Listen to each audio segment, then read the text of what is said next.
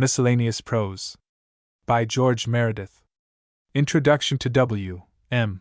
Thackeray's The Four Georges. A Pause in the Strife. Concession to the Celt. Leslie Stephen. Letters written to the Morning Post from the seat of war in Italy. Introduction to W. M. Thackeray's The Four Georges. William Makepeace Thackeray was born at Calcutta, July 18, 1811, the only child of Richmond and Anne Thackeray. He received the main part of his education at the Charterhouse, as we know to our profit. Thence he passed to Cambridge, remaining there from February 1829 to some time in 1830. To judge by quotations and allusions, his favorite of the classics was Horace, the chosen of the 18th century, and generally the voice of its philosophy in a prosperous country. His voyage from India gave him sight of Napoleon on the rocky island.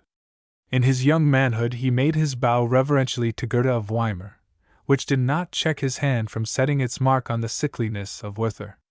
He was built of an extremely impressionable nature and a commanding good sense. He was in addition a calm observer, having the harvest of a quiet eye. Of this combination with the flood of subjects brought up to judgment in his mind, came the prevalent humor, the enforced disposition to satire, the singular critical drollery, notable in his works.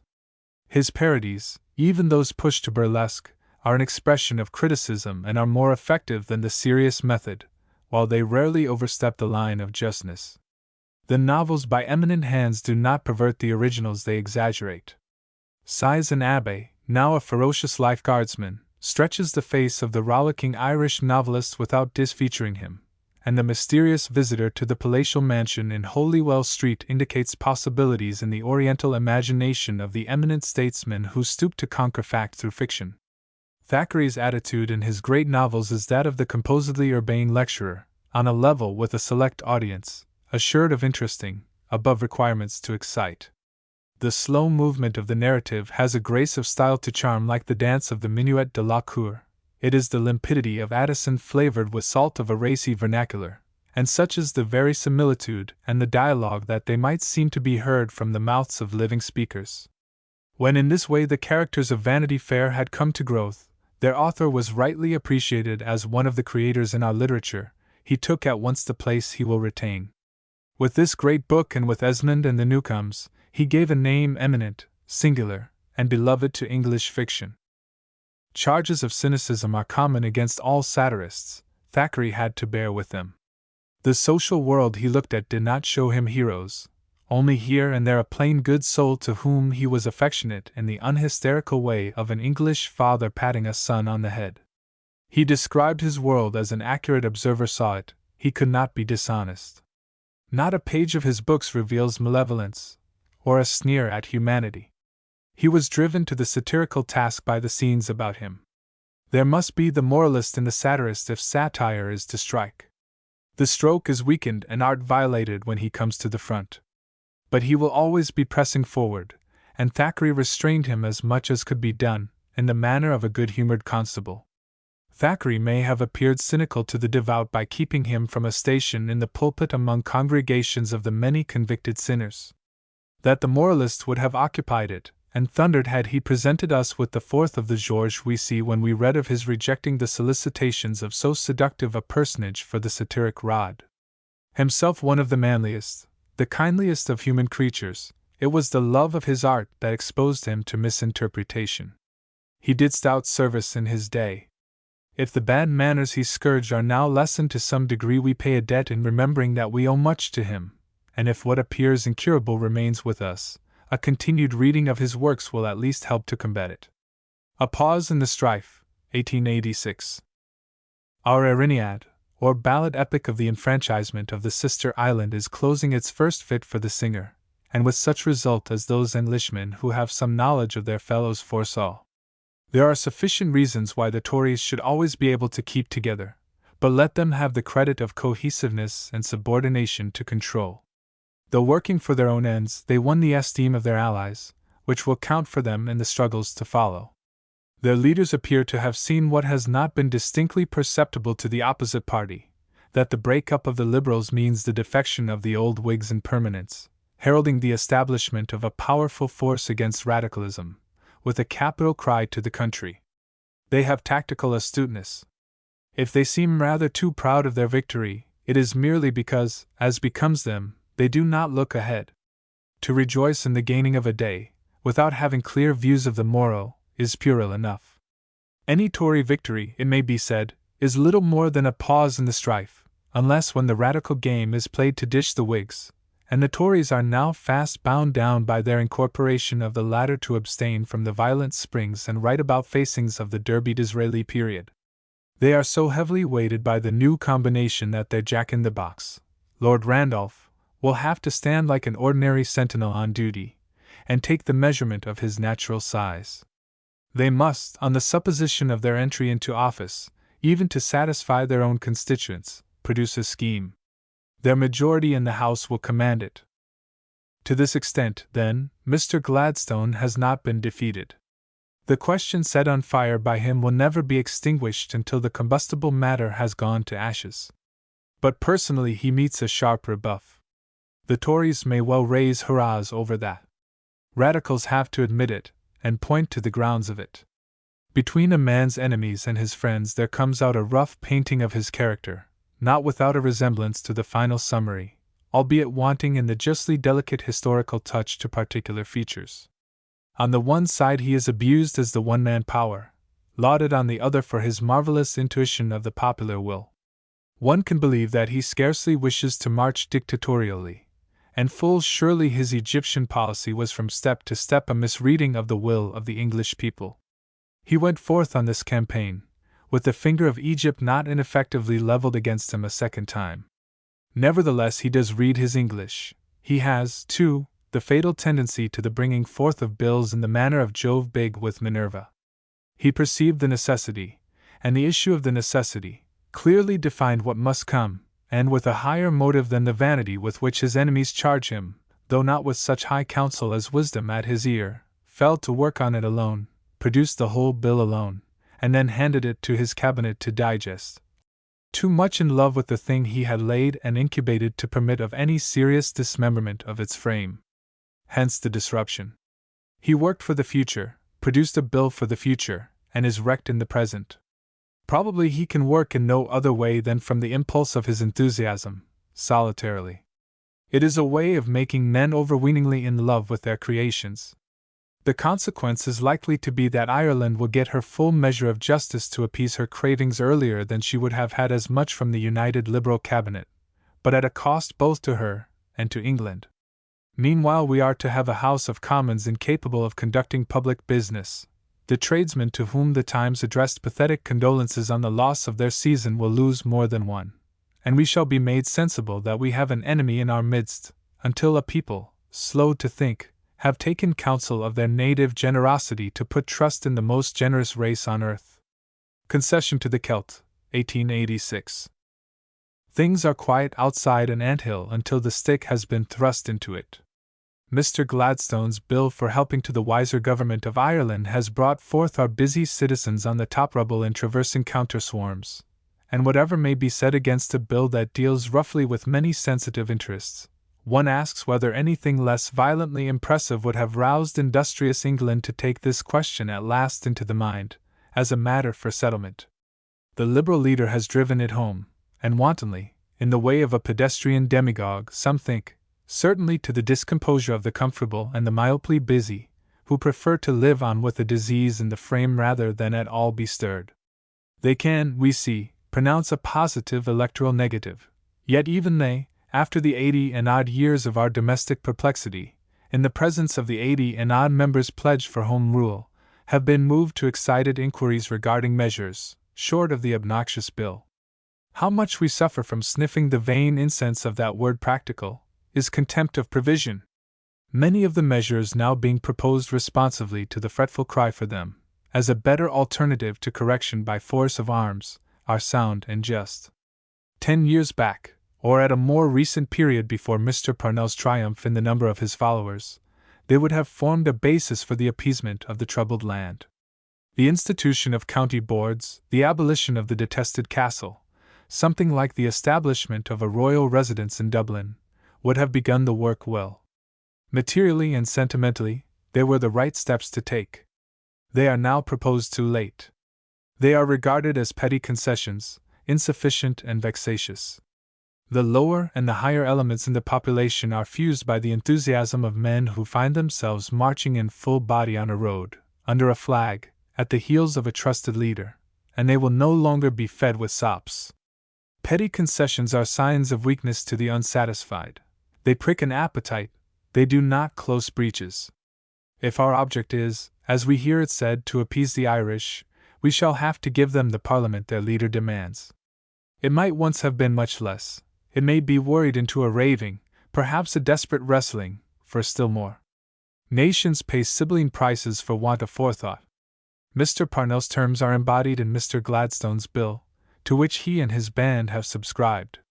The one point for him is the statutory Parliament, so that Ireland may civilly govern herself, and standing before the world as representative of his country, he addresses an applausive audience when he cites the total failure of England to do that business of government, as at least a logical reason for the claim. England has confessedly failed. The world says it, the country admits it. We have failed, and not because the so-called Saxon is incapable of understanding the Celt, but owing to our system, suitable enough to us, of rule by party, which puts perpetually a shifting hand upon the reins, and invites the clamor it has to allay.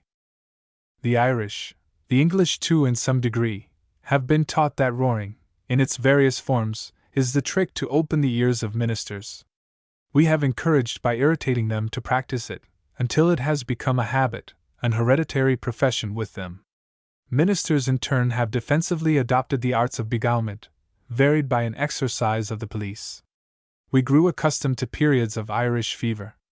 The exhaustion ensuing we named tranquility, and hoped that it would bear fruit. But we did not plant. The party in office directed its attention to what was uppermost and urgent, to that which kicked them.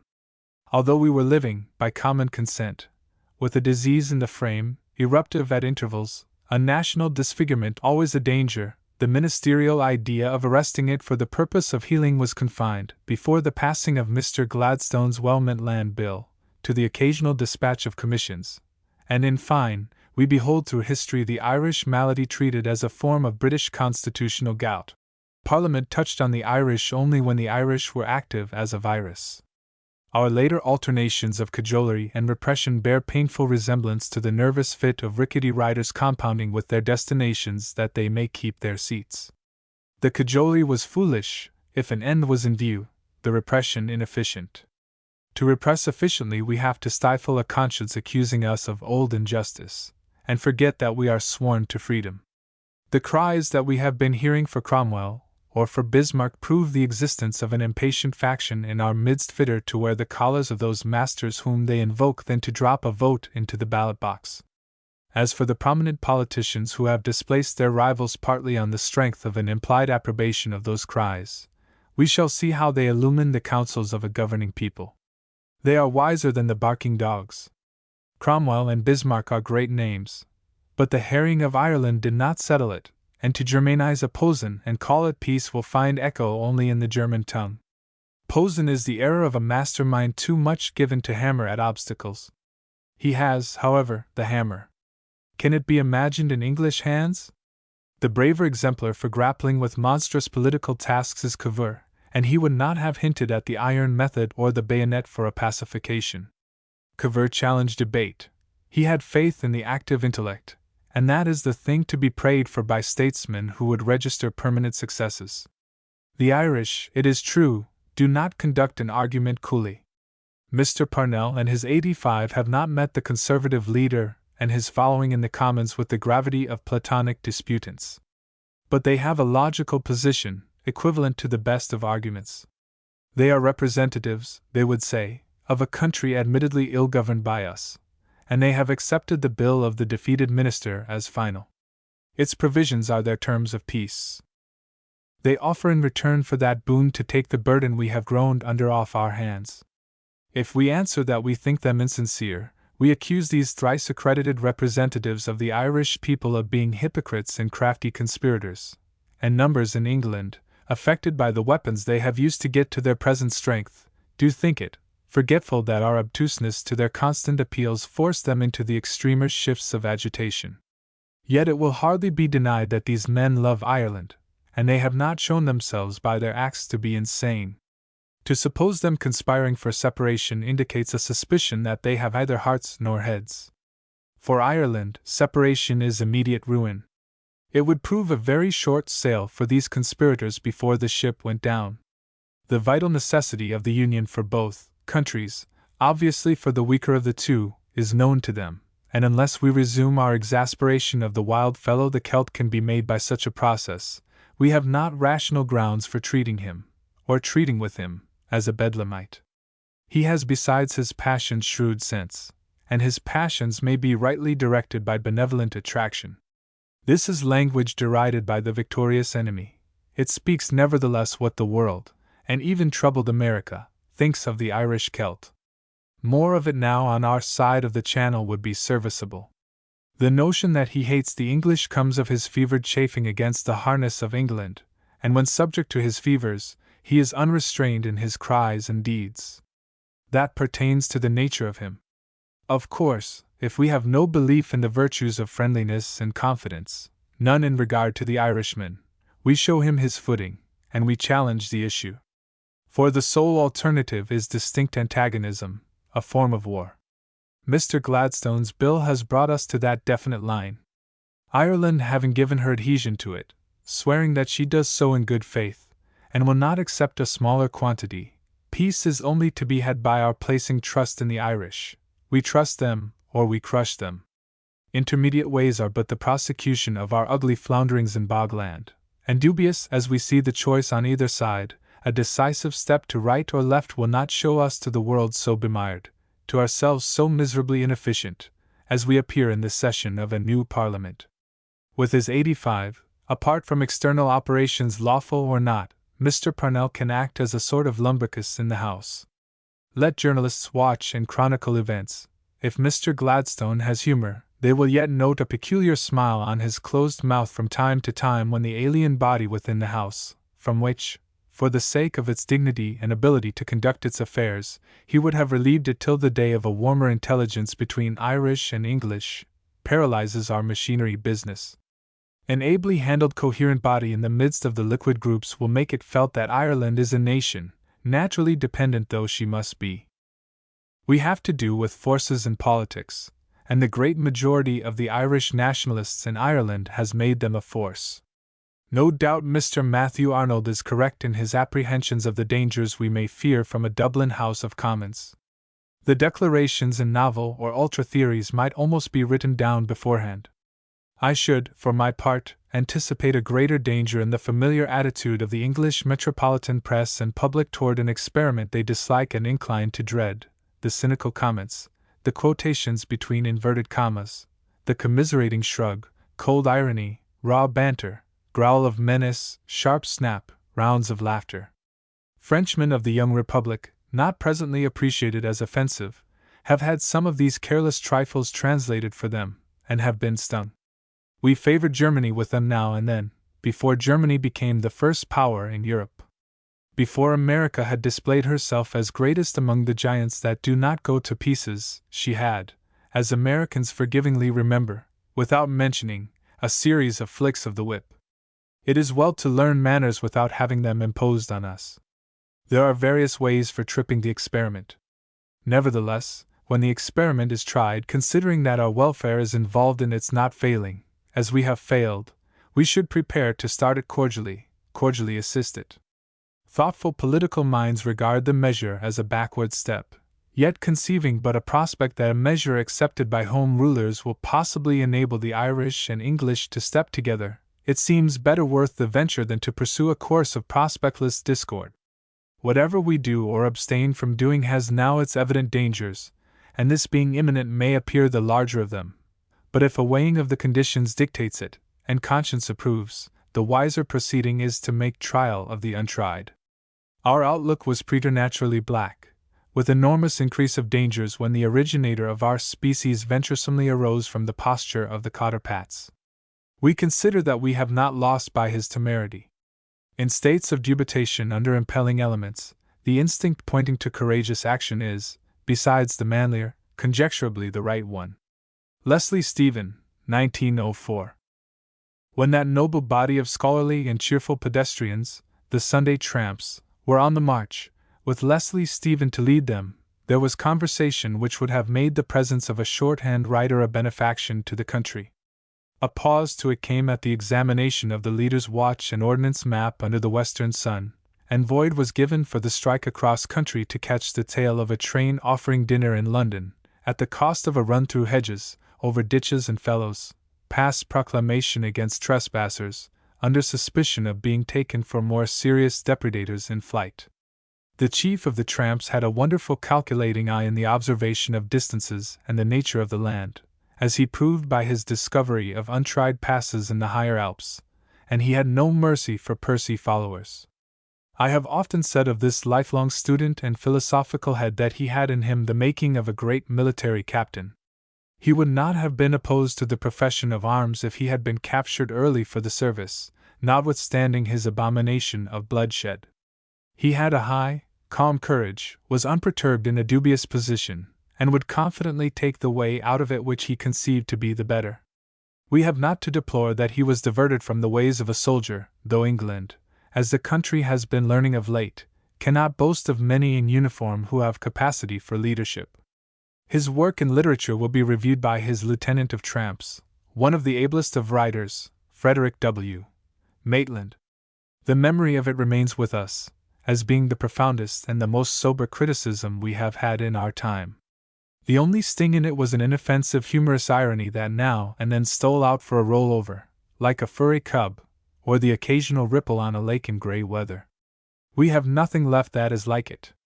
One might easily fall into the pit of panegyric by an enumeration of his qualities, personal and literary. It would not be out of harmony with the temper and characteristics of a mind so equable. He, the equable, whether in condemnation or eulogy. Our loss of such a man is great, for work was in his brain, and the hand was active till close upon the time when his breathing ceased. The loss to his friends can be replaced only by an imagination that conjures him up beside them. That will be no task to those who have known him well enough to see his view of things as they are, and revive his expression of it. With them he will live despite the word farewell. Correspondence from the seat of war in Italy, letters written to the Morning Post from the seat of war in Italy from our own correspondent. Ferrara, June 22, 1866. Before this letter reaches London, the guns will have awakened both the echo of the old River Pa and the classical Mincio. The whole of the troops, about 110,000 men, with which Cialdini intends to force the passage of the first-named river are already massed along the right bank of the Pa, anxiously waiting that the last hour of tomorrow should strike, and that the order for action should be given. The telegraph will have already informed your readers that, according to the intimation sent by General La Marmora on Tuesday evening to the Austrian headquarters, the 3 days fixed by the General's message before beginning hostilities will expire at 12 p.m. of the 23rd of June. Cialdini's headquarters have been established in this city since Wednesday morning, and the famous General, in whom the 4th Corps he commands, and the whole of the nation, has so much confidence, has concentrated the whole of his forces within a comparatively narrow compass, and is ready for action.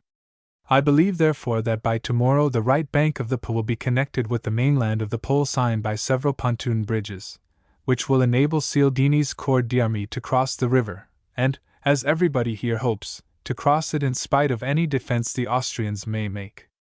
On my way to this ancient city last evening I met General Cadogan and 2 superior Prussian officers, who by this time must have joined Victor Emmanuel's headquarters at Cremona.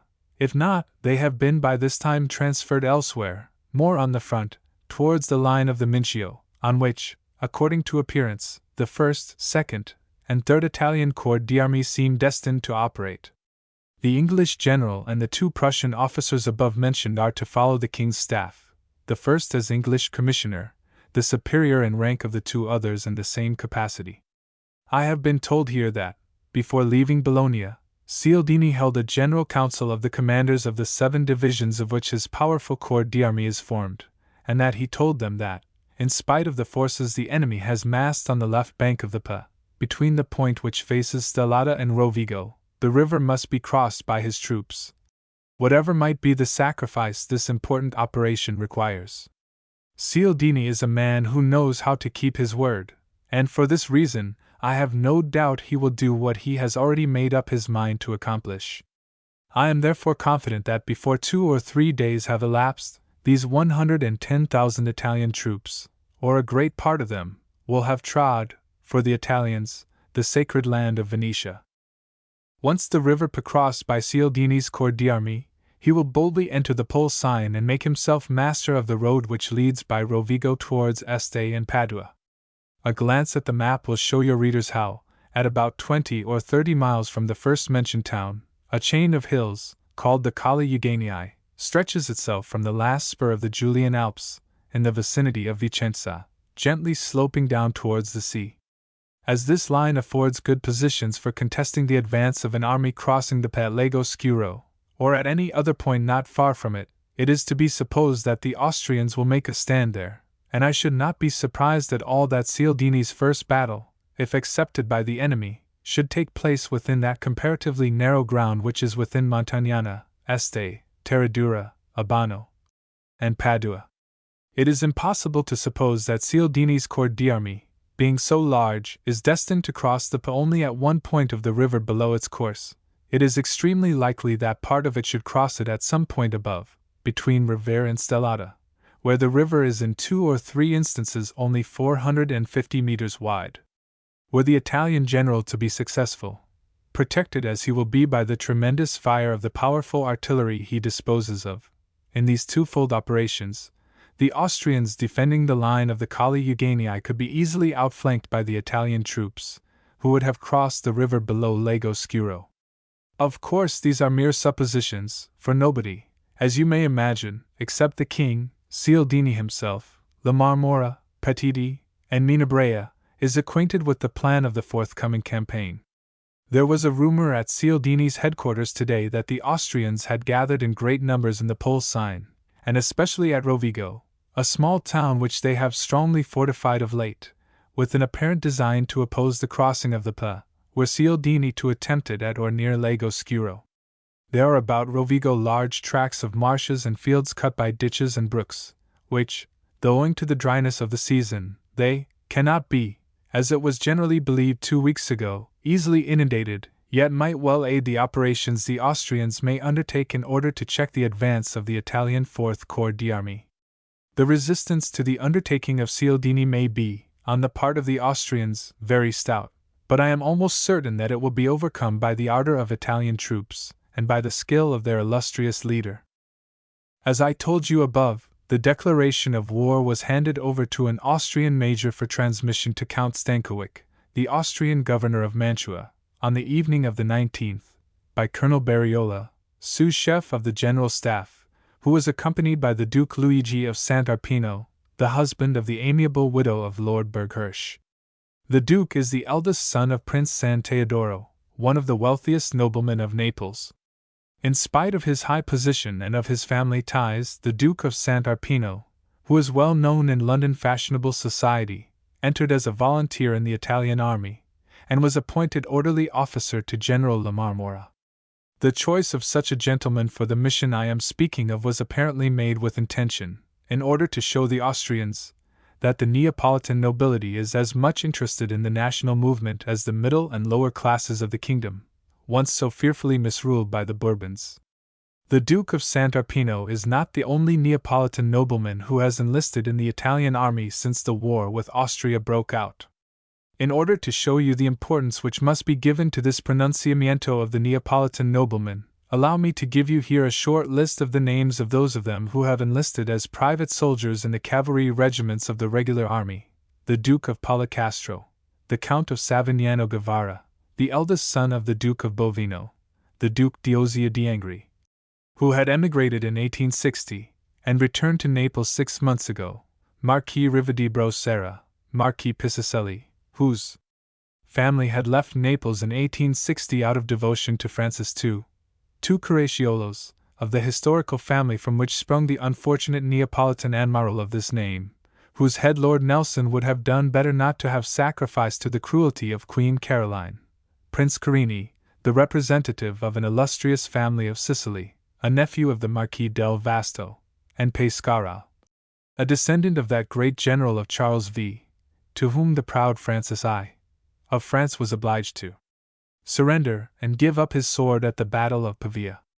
Besides these Neapolitan noblemen who have enlisted of late as privates, the Italian army now encamped on the banks of the Pa and of the Mincio may boast of 2 Colanas, a prince of Sama, 2 barons Renzi, an Acquaviva, of the Duke of Atri, 2 Capice, 2 princes Batera, etc. to return to the mission of Colonel Bariola and the Duke of Sant'Arpino. I will add some details which were told me this morning by a gentleman who left Cremona yesterday evening, and who had them from a reliable source. The messenger of General La Marmora had been directed to proceed from Cremona to the small village of Le Grazie, which, on the line of the Mincio, marks the Austrian and Italian frontier. On the right bank of the Lake of Mantua, in the year 1340, stood a small chapel containing a miraculous painting of the Madonna, called by the people of the locality Santa Maria del Grazie, the boatmen and fishermen of the Mincio, who had been, as they said, often saved from certain death by the Madonna, as famous in those days as the modern Lady of Rimini, celebrated for the startling feat of winking her eyes, determined to erect for her a more worthy abode. Hence arose the Santuario del Grazie. Here, as at Loreto and other holy localities of Italy, a fair is held, in which, amongst a great number of worldly things, rosaries, holy images, and other miraculous objects are sold, and astounding boons are said to be secured at the most trifling expense. The Santuario della Madonna del Grazie enjoying a far-spread reputation, the dumb, deaf, blind, and halt in short, people afflicted with all sorts of infirmities, flock thither during the fair, and are not wanting even on the other days of the year. The church of Le Grazie is one of the most curious of Italy. Not that there is anything remarkable in its architecture, for it is an Italian Gothic structure of the simplest style. But the ornamental part of the interior is most peculiar. The walls of the building are covered with a double row of wax statues, of life size, representing a host of warriors, cardinals, bishops, kings, and popes, who, as the story runs, pretended to have received some wonderful grace during their earthly existence. Amongst the grand array of illustrious personages, there are not a few humbler individuals whose history is faithfully told, if you choose to credit it, by the painted inscriptions below. There is even a convict, who, at the moment of being hanged, implored succor of the all-powerful Madonna, whereupon the beam of the gibbet instantly broke, and the worthy individual was restored to society, a very doubtful benefit after all. On Colonel Bariola and the Duke of Sant'Arpino arriving at this place, which is only 5 miles distant from Mantua, their carriage was naturally stopped by the commissaire of the Austrian police, whose duty was to watch the frontier. Having told him that they had a dispatch to deliver either to the military governor of Mantua or to some officer sent by him to receive it, the commissaire at once dispatched a mounted gendarme to Mantua. 2 hours had scarcely elapsed when a carriage drove into the village of Le Grazie, from which an Austrian major of infantry alighted and hastened to a wooden hut where the 2 Italian officers were waiting. Colonel Bariola, who was trained in the Austrian military school of Villers-Nächstadt, and regularly left the Austrian service in 1848, acquainted the newly arrived major with his mission, which was that of delivering the sealed dispatch to the general in command of Mantua and receiving for it a regular receipt. The dispatch was addressed to the Archduke Albert, Commander-in-Chief of the Austrian Army of the South, care of the governor of Mantua. After the major had delivered the receipt, the 3 messengers entered into a courteous conversation, during which Colonel Bariola seized an opportunity of presenting the Duke, purposely laying stress on the fact of his belonging to one of the most illustrious families of Naples. It happened that the Austrian major had also been trained in the same school where Colonel Bariola was brought up, a circumstance of which he was reminded by the Austrian officer himself. 3 hours had scarcely elapsed from the arrival of the 2 Italian messengers of war at Le Grazie, on the Austrian frontier, when they were already on their way back to the headquarters of Cremona, where during the night the rumor was current that a telegram had been received by La Marmora from Verona, in which Archduke Albert accepted the challenge. Victor Emmanuel, whom I saw at Bologna yesterday, arrived at Cremona in the morning at 2 o'clock, but by this time His Majesty's headquarters must have removed more towards the front, in the direction of the Avlio. I should not be at all surprised were the Italian headquarters to be established by tomorrow either at Payurbaga or Gazoldo, if not actually at Goito, a village, as you know, which marks the Italian-Austrian frontier on the Mincio. The whole of the 1st, 2nd, and 3rd Italian Corps d'Armée are by this time concentrated within that comparatively narrow space which lies between the position of Castiglione, del Stiviere, Lorato, and Desenzano, on the Lake of Garda, and Solferino on one side, Payurbaga, Gazoldo, Sacca, Goito, and Castelluccio on the other. Are these 3 corps d'armée to attack when they hear the roar of Cialdini's artillery on the right bank of the Pa? Are they destined to force the passage of the Mincio either at Goito or at Borghetto? Or are they destined to invest Verona, storm Peschiera, and lay siege to Mantua? This is more than I can tell you, for, I repeat it, the intentions of the Italian leaders are enveloped in a veil which nobody, the Austrians included, has as yet been able to penetrate. One thing, however, is certain, and it is this, that as the clock of victory manual marks the last minute of the 72nd hour fixed by the declaration delivered at Le Grazie on Wednesday by Colonel Barriola to the Austrian major, the fair land where Virgil was born and Tasso was imprisoned will be enveloped by a thick cloud of the smoke of hundreds and hundreds of cannon. Let us hope that God will be in favor of right and justice, which, in this imminent and fierce struggle, is undoubtedly on the Italian side. Cremona, June 30, 1866. The Telegraph will have already informed you of the concentration of the Italian army, whose headquarters have since Tuesday been removed from Ridondesco to Piadina, the king having chosen the adjacent villa of Cigagnolo for his residence. The concentrating movements of the royal army began on the morning of the 27th, i.e., 3 days after the bloody fête d'armes of the 24th, which, narrated and commented on in different manners according to the interests and passions of the narrators, still remains for many people a mystery. At the end of this letter you will see that I quote a short phrase with which an Austrian major, now prisoner of war, portrayed the results of the fierce struggle fought beyond the Mincio. This officer is one of the few survivors of a regiment of Austrian volunteers, Uhlans, 2 squadrons of which he himself commanded. The declaration made by this officer was thoroughly explicit, and conveys the exact idea of the valor displayed by the Italians in that terrible fight. Those who incline to overrate the advantages obtained by the Austrians on Sunday last must not forget that if La Marmora had thought proper to persist in holding the positions of Vallejo, Volta, and Goito, the Austrians could not have prevented him.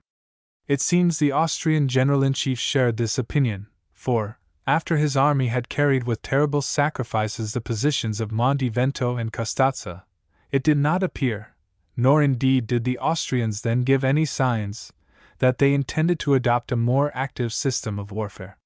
It is the business of a commander to see that after a victory the fruit of it should not be lost, and for this reason the enemy is pursued and molested, and time is not left him for reorganization. Nothing of this happened after the 24th, nothing has been done by the Austrians to secure such results. The frontier which separates the 2 dominions is now the same as it was on the eve of the declaration of war. At Goito, at Monzambano, and in the other villages of the extreme frontier, the Italian authorities are still discharging their duties. Nothing is changed in those places. Were we to accept that now and then an Austrian cavalry party suddenly makes its appearance, with the only object of watching the movements of the Italian army. One of these parties, formed by 4 squadrons of the Württemberg Hussar Regiment, having advanced at 6 o'clock this morning on the right bank of the Mincio, met the 4th Squadron of the Italian Lancers of Foggia and were beaten back, and compelled to retire in disorder towards Goito and Rivolta.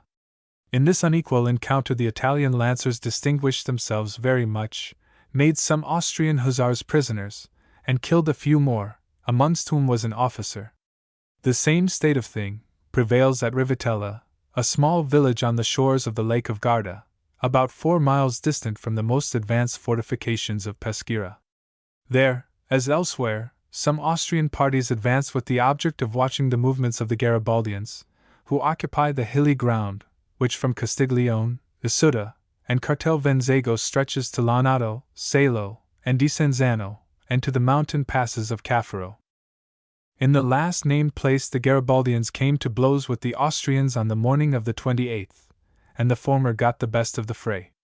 Had the fate d'armes of the 24th, or the Battle of Custazza, as Archduke Albrecht calls it, been a great victory for the Austrians, why should the imperial army remain in such inaction?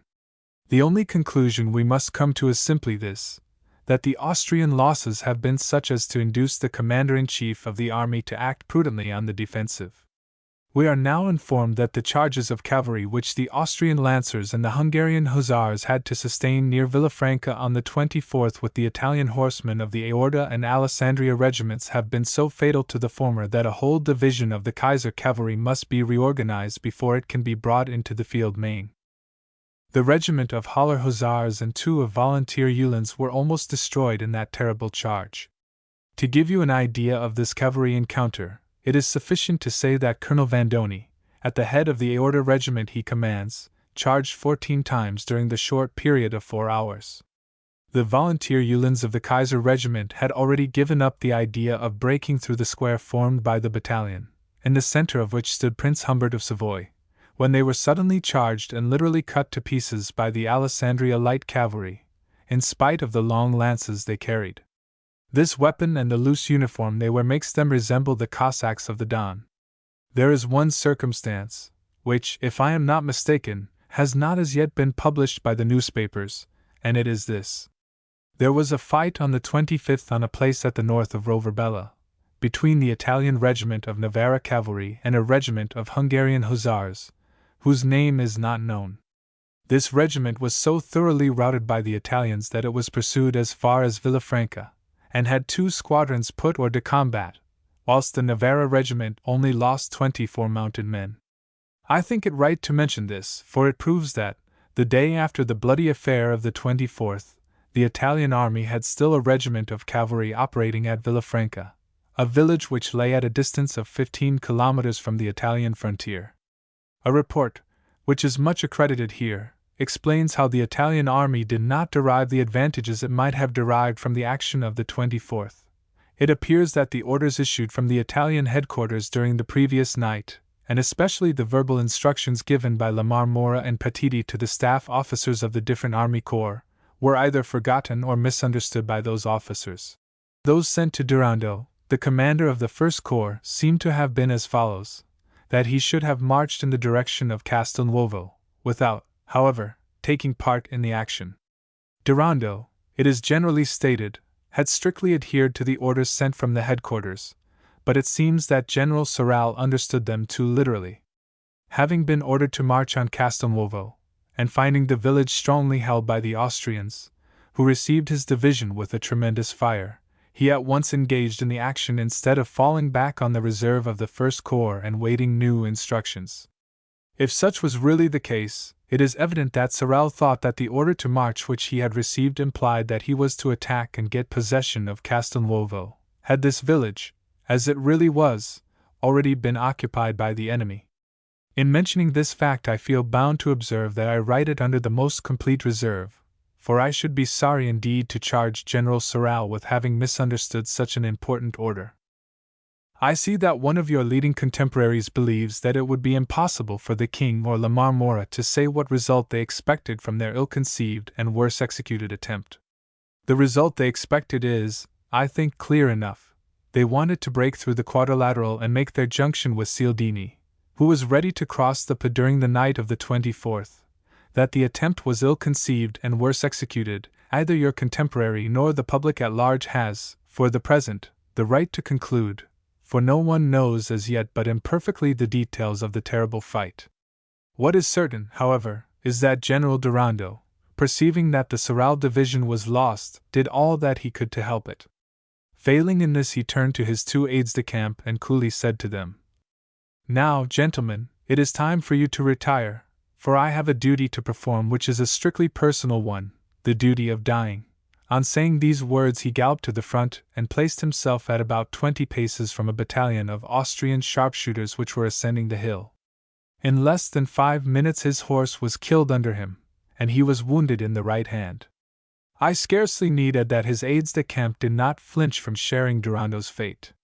They bravely followed their general, and one, the Marquis Corbetta, was wounded in the leg, the other, Count Essengrini, had his horse shot under him. I called on Durando, who is now at Milan, the day before yesterday. Though a stranger to him, he received me at once, and speaking of the action of the 24th, he only said, "I have the satisfaction of having done my duty. I wait tranquilly the judgment of history." Assuming, for argument's sake, that General Sorrel misunderstood the orders he had received, and that, by precipitating his movement, he dragged into the same mistake the whole of Durando's corps, assuming, I say, this to be the right version, you can easily explain the fact that neither of the two contending parties are as yet in a position clearly to describe the action of the 24th. Why did neither the one nor the other display and bring into action the whole forces they could have had at their disposal? Why so many partial engagements at a great distance one from the other? In a word, why that want of unity, which, in my opinion, constituted the paramount characteristic of that bloody struggle? I may be greatly mistaken, but I am of opinion that neither the Italian General-in-Chief nor the Austrian Archduke entertained on the night of the 23rd the idea of delivering a battle on the 24th. There, and only there, lies the whole mystery of the affair. The total want of unity of action on the part of the Italians assured to the Austrians, not the victory, but the chance of rendering impossible La Marmora's attempt to break through the quadrilateral. This no one can deny, but on the other hand, if the Italian army failed in attaining its object, the failure owing to the bravery displayed both by the soldiers and by the generals was far from being a disastrous or irreparable one. The Italians fought from 3 o'clock in the morning until 9 in the evening like lions, showing to their enemies and to Europe that they know how to defend their country, and that they are worthy of the noble enterprise they have undertaken. But let me now register one of the striking episodes of that memorable day. It was 5 o'clock p.m. when General Bixio, whose division held an elevated position not far from Villafranca, was attacked by 3 strong Austrian brigades, which had debouched at the same time from 3 different roads, supported with numerous artillery. An officer of the Austrian staff, waving a white handkerchief, was seen galloping towards the front of Bixio's position, and once in the presence of this general, bade him surrender. Those who are not personally acquainted with Bixio cannot form an idea of the impression this bold demand must have made on him. I have been told that, on hearing the word surrender, his face turned suddenly pale, then flushed like purple, and darting at the Austrian messenger said, "Major, if you dare to pronounce once more the word surrender in my presence, I tell you, and Bixio always keeps his word, that I will have you shot at once." The Austrian officer had scarcely reached the general who had sent him, then Bixio, rapidly moving his division, fell with such impetuosity on the Austrian column, which were ascending the hill, that they were thrown pell-mell in the valley, causing the greatest confusion amongst their reserve. Bixio himself led his men, and with his aides-de-camp, Cavalier Filippo Fermi, Count Martini, and Colonel Malanchini, all Tuscans, actually charged the enemy. I have been told that, on hearing this episode, Garibaldi said, "I am not at all surprised, for Bixio is the best general I have made." Once the enemy was repulsed, Bixio was ordered to maneuver so as to cover the backward movement of the army, which was orderly and slowly retiring on the Mincio.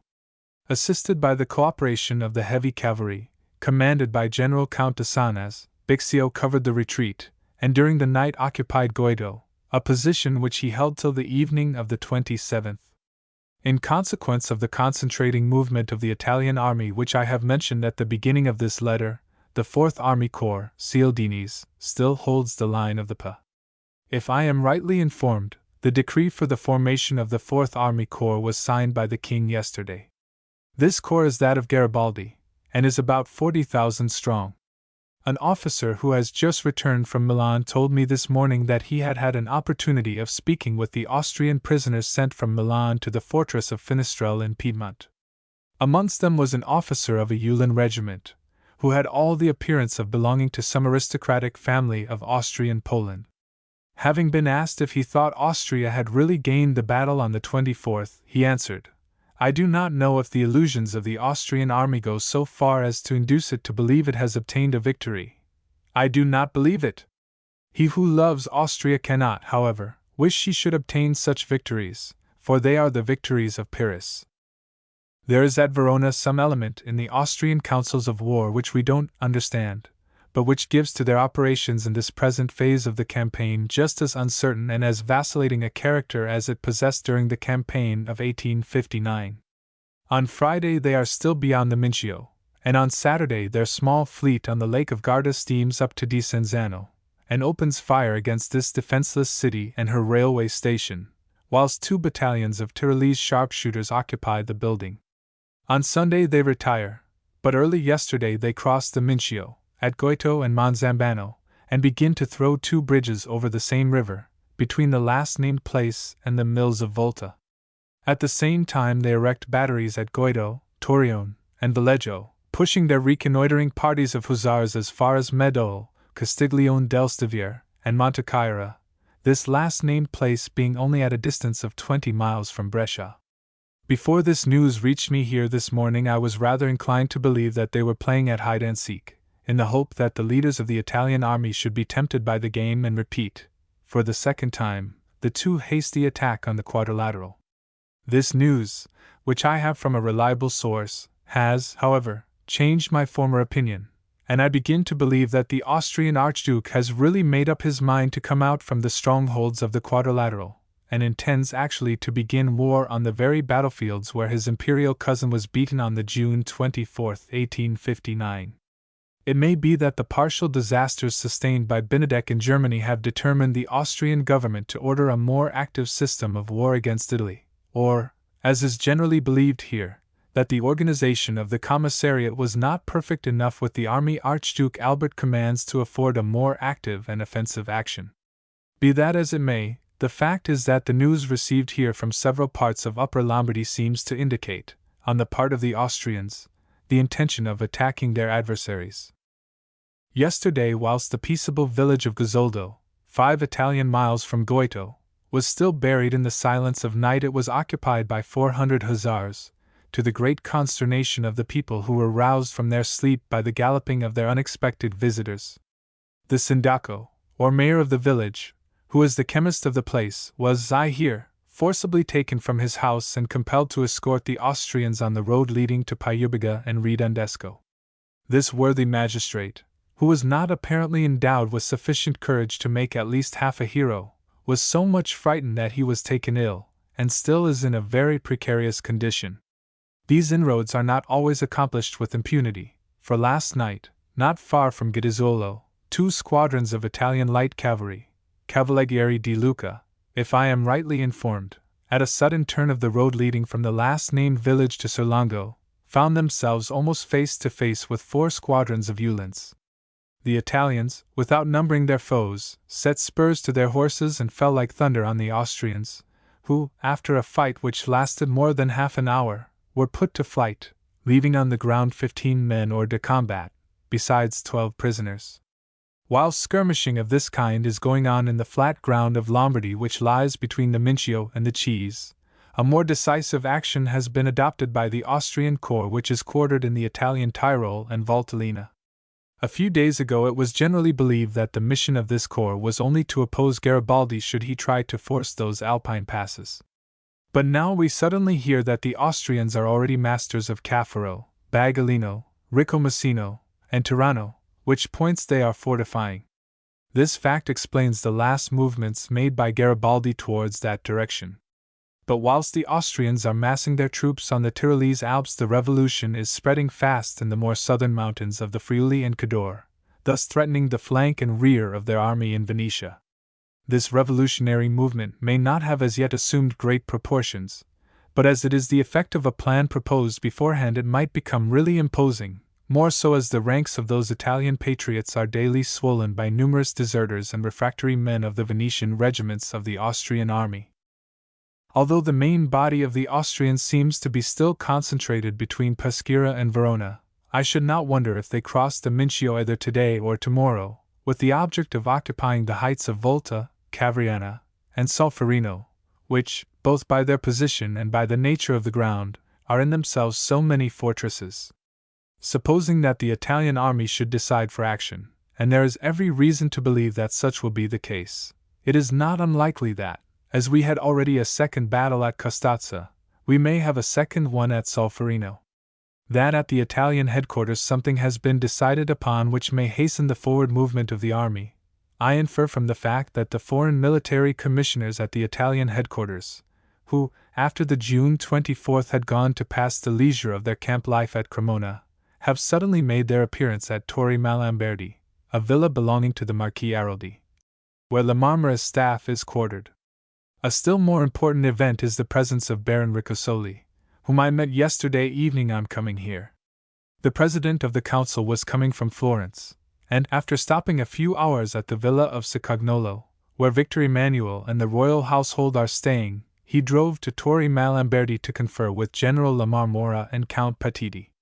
The presence of the Baron at headquarters is too important an incident to be overlooked by people whose business is that of watching the course of events in this country.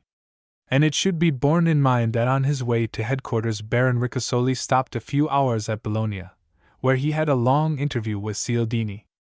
Nor is this all, for the most important fact I have to report today is, that whilst I am writing, 5 o'clock a.m., 3 corps of the Italian army are crossing the Oglio at different points, all 3 acting together and ready for any occurrence. This reconnaissance and force may, as you see, be turned into a regular battle should the Austrians have crossed the Mincio with the main body of their army during the course of last night. You see that the air around me smells enough of powder to justify the expectation of events which are likely to exercise a great influence over the cause of right and justice, the cause of Italy. Marcaria, July 3rd, evening. Murray's guide will save me the trouble of telling you what this little and dirty hole of Marcaria is like. The river Oglio runs due south, not far from the village, and cuts the road which from Bazzola leads to Mantua. It is about 7 miles from Castelluccio, a town which, since the peace of Villafranca, marked the Italian frontier in Lower Lombardy. Towards this last named place marched this morning the 11th Division of the Italians under the command of General Angioletti, only a month ago Minister of the Marine in La Marmora's cabinet. Angioletti's division of the 2nd Corps was, in the case of an attack, to be supported by the 4th and 8th, which had crossed the Oglio at Gazzuolo 4 hours before the 11th had started from the place from which I am now writing. 2 other divisions also moved in an oblique line from the upper course of the above-mentioned river, crossed it on a pontoon bridge, and were directed to maintain their communications with Angioletti's on the left, whilst the 8th and 4th would have formed its right. These 5 divisions were the avant-garde of the main body of the Italian army. I am not in a position to tell you the exact line the army thus advancing from the Oglio has followed, but I have been told that, in order to avoid the possibility of repeating the errors which occurred in the action of the 24th, the 3 corps d'armée have been directed to march in such a manner as to enable them to present a compact mass should they meet the enemy. Contrary to all expectations, Angioletti's division was allowed to enter and occupy Castelluccio without firing a shot. As its vanguard reached the hamlet of Ospitaletto, it was informed that the Austrians had left Castelluccio during the night, leaving a few hussars, who, in their turn, retired on Mantua as soon as they saw the cavalry Angioletti had sent to reconnoiter both the country and the borough of Castelluccio. News has just arrived here that General Angioletti has been able to push his outposts as far as Rivolta on his left, and still farther forward on his front towards Curtalone. Although the distance from Rivolta to Goito is only 5 miles, Angioletti, I have been told, could not ascertain whether the Austrians had crossed the Mincio in force. What part both Cialdini and Garibaldi will play in the great struggle nobody can tell. It is certain, however, that these 2 popular leaders will not be idle, and that a battle, if fought, will assume the proportions of an almost unheard of slaughter. General Headquarters of the Italian Army, Torre Malamberti, July 7, 1866. Whilst the Austrian Emperor throws himself at the feet of the ruler of France, I was almost going to write the arbiter of Europe. Italy and its brave army seem to reject disdainfully the idea of getting Venetia as a gift of a neutral power. There cannot be any doubt as to the feeling in existence since the announcement of the Austrian proposal by the Monitor being one of astonishment, and even indignation so far as Italy herself is concerned. One hears nothing but expressions of this kind in whatever Italian town he may be, and the Italian army is naturally anxious that she should not be said to relinquish her task when Austrians speak of having beaten her, without proving that she can beat them too. There are high considerations of honor which no soldier or general would ever think of putting aside for humanitarian or political reasons, and with these considerations, the Italian army is fully in accord since the June 24th. The way, too, in which the Kaiser chose to give up the long contested point, by ignoring Italy and recognizing France as a party to the Venetian question, created great indignation amongst the Italians, whose papers declare, one and all, that a fresh insult has been offered to the country. This is the state of public opinion here, and unless the greatest advantages are obtained by a premature armistice and a hurried treaty of peace, it is likely to continue the same, not to the entire security of public order in Italy. As a matter of course, all eyes are turned towards Villa Pallavicini, 2 miles from here, where the king is to decide upon either accepting or rejecting the French emperor's advice, both of which decisions are fraught with considerable difficulties and no little danger. The king will have sought the advice of his ministers, besides which that of Prussia will have been asked and probably given. The matter may be decided one way or the other in a very short time, or may linger on for days to give time for public anxiety and fears to be allayed and to calm down. In the meantime, it looks as if the king and his generals had made up their mind not to accept the gift. An attack on the Borgefort Tête de Pont on the right side of the Pas began on 5th at 3:30 in the morning, under the immediate direction of General Cialdini. The attacking corps was the Duke of Mignano's. All the day yesterday the gun was heard at Torre Malamberti, as it was also this morning between 10 and 11 o'clock. Borgefort is a fortress on the left side of the Pas, throwing a bridge across this river, the right end of which is headed by a strong tête de pont, the object of the present attack. This work may be said to belong to the Quadrilateral, as it is only an advanced part of the fortress of Mantua, which, resting upon its rear, is connected to Borgefort by a military road supported on the Mantua side by the Paetello fortress. The distance between Mantua and Borgefort is only 11 kilometers. The Fête de Poet is thrown upon the Pas. Its structure is of recent date, and it consists of a central part, and of 2 wings, called Rocchetta and Bacca di Ganda respectively. The lock here existing is enclosed in the Rocchetta work. Since I wrote you my last letter, Garibaldi has been obliged to desist from the idea of getting possession of Bagolino, Sant' Antonio, and Montesuelo, after a fight which lasted 4 hours, seeing that he had to deal with an entire Austrian brigade, supported by Uhlans, sharpshooters, almost a battalion, and 12 pieces of artillery. These positions were subsequently abandoned by the enemy, and occupied by Garibaldi's volunteers. In this affair the general received a slight wound in his left leg, the nature of which, however, is so very trifling, that a few days will be enough to enable him to resume active duties. It seems that the arms of the Austrians proved to be much superior to those of the Garibaldians, whose guns did very bad service. The loss of the latter amounted to about 100 killed and 200 wounded, figures in which the officers appear in great proportion, owing to their having been always at the head of their men, fighting, charging, and encouraging their comrades throughout. Captain Adjutant Major Bettino, formerly of the regular army, died, struck by 3 bullets, while rushing on the Austrians with the 1st Regiment. On abandoning the Caffaro line, which they had reoccupied after the Lodrone encounter, in consequence of which the Garibaldians had to fall back because of the concentration following the Battle of Custazza, the Austrians have retired to the Lardera fortress, between the Stabalfs and Tenera mountains, covering the route to Tione and Trento, in the Italian Tyrol. The 3rd Regiment of Volunteers suffered most, as 2 of their companies had to bear the brunt of the terrible Austrian fire kept up from formidable positions. Another fight was taking place almost at the same time in the Val Camonaco, i.e., north of the Caffaro, and of Rocca di Anfo, Garibaldi's point d'appui. This encounter was sustained in the same proportions, the Italians losing one of their bravest and best officers in the person of Major Castellini, a Milanese, commander of the 2nd Battalion of Lombardian Bersaglieri. Although these and Major Caldisi's battalion had to fall back from Vesa, a strong position was taken near Edolo, while in the rear a regiment kept Breno safe. Although still at headquarters only 2 days ago, Baron Ricasoli has been suddenly summoned by telegram from Florence, and, as I hear, has just arrived. This is undoubtedly brought about by the new complications, especially as, at a council of ministers presided over by the Baron, a vote, the nature of which is as yet unknown, was taken on the present state of affairs.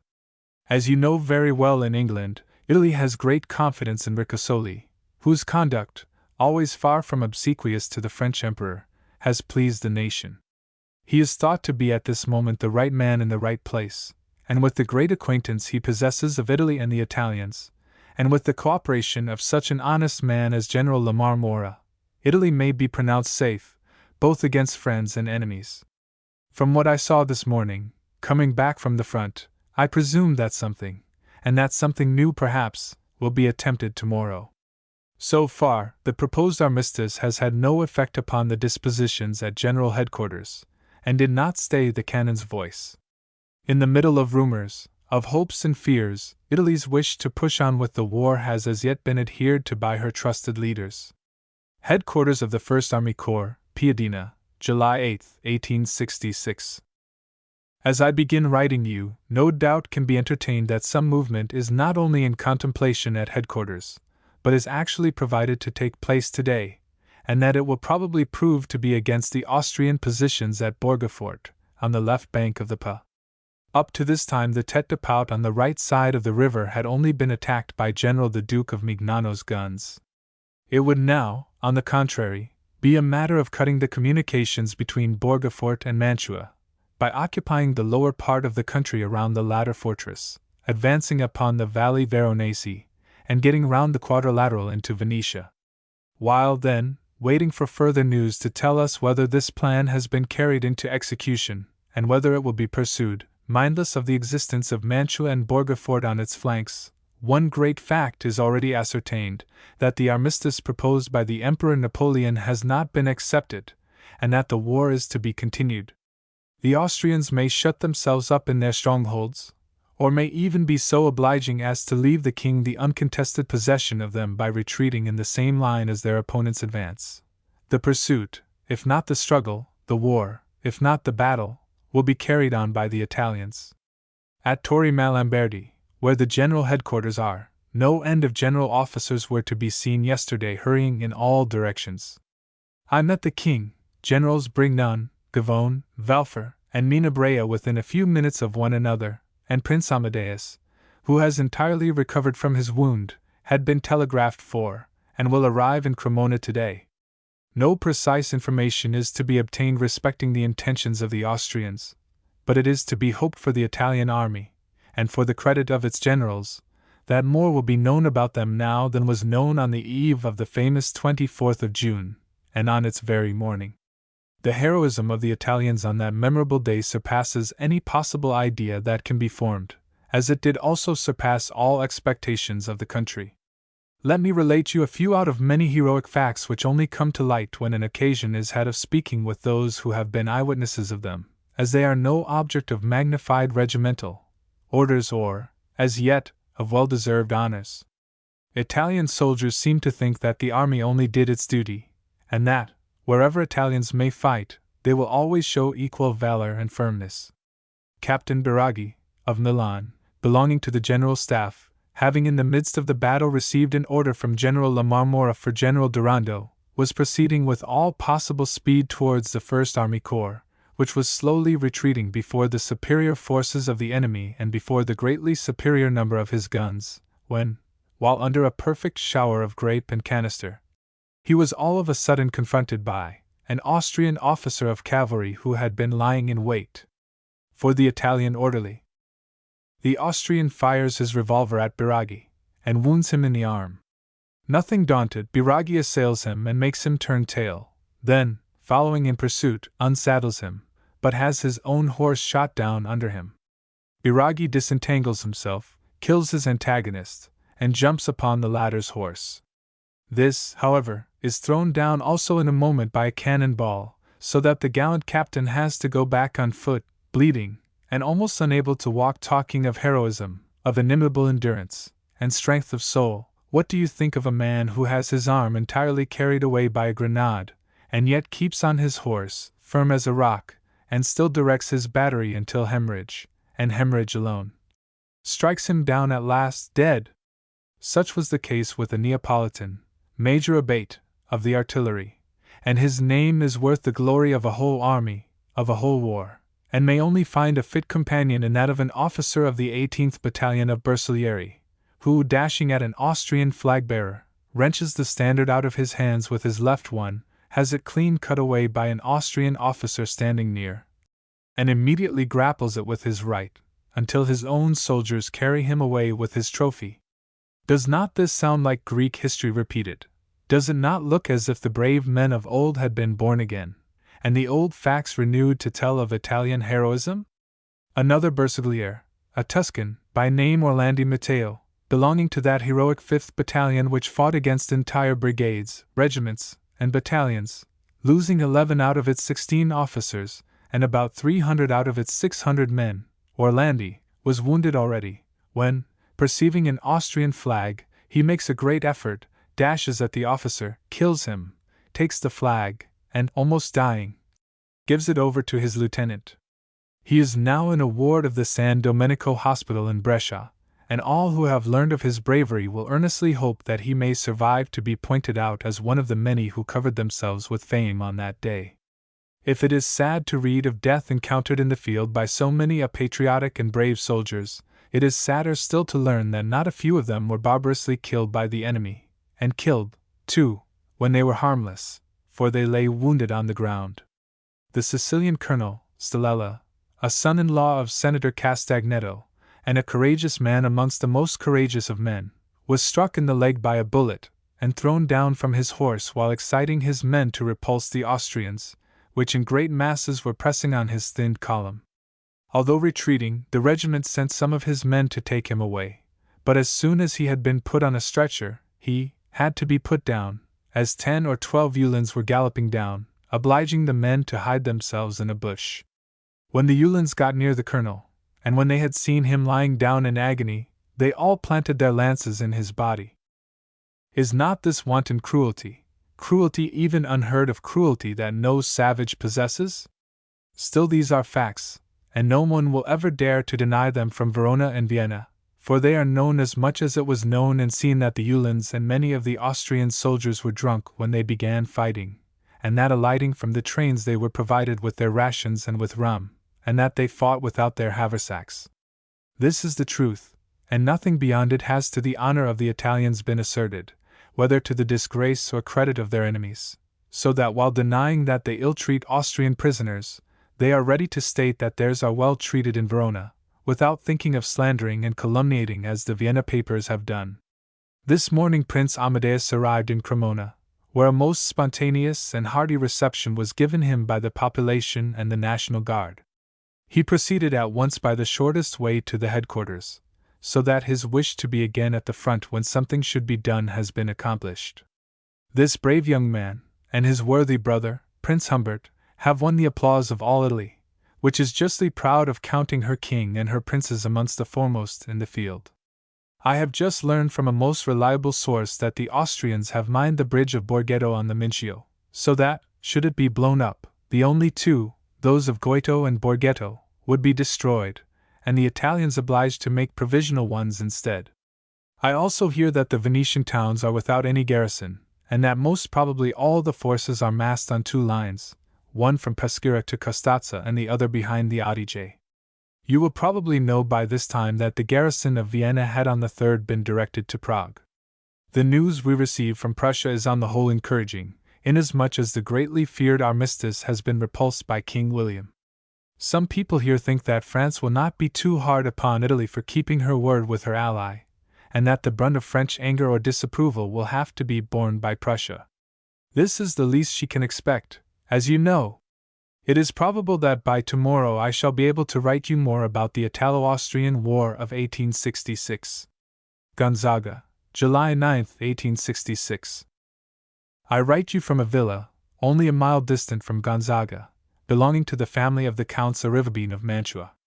The owners have never re-entered it since 1848, and it is only the fortune of war which has brought them to see their beautiful seat of the Aldeghata, never, it is to be hoped for them, to be abandoned again.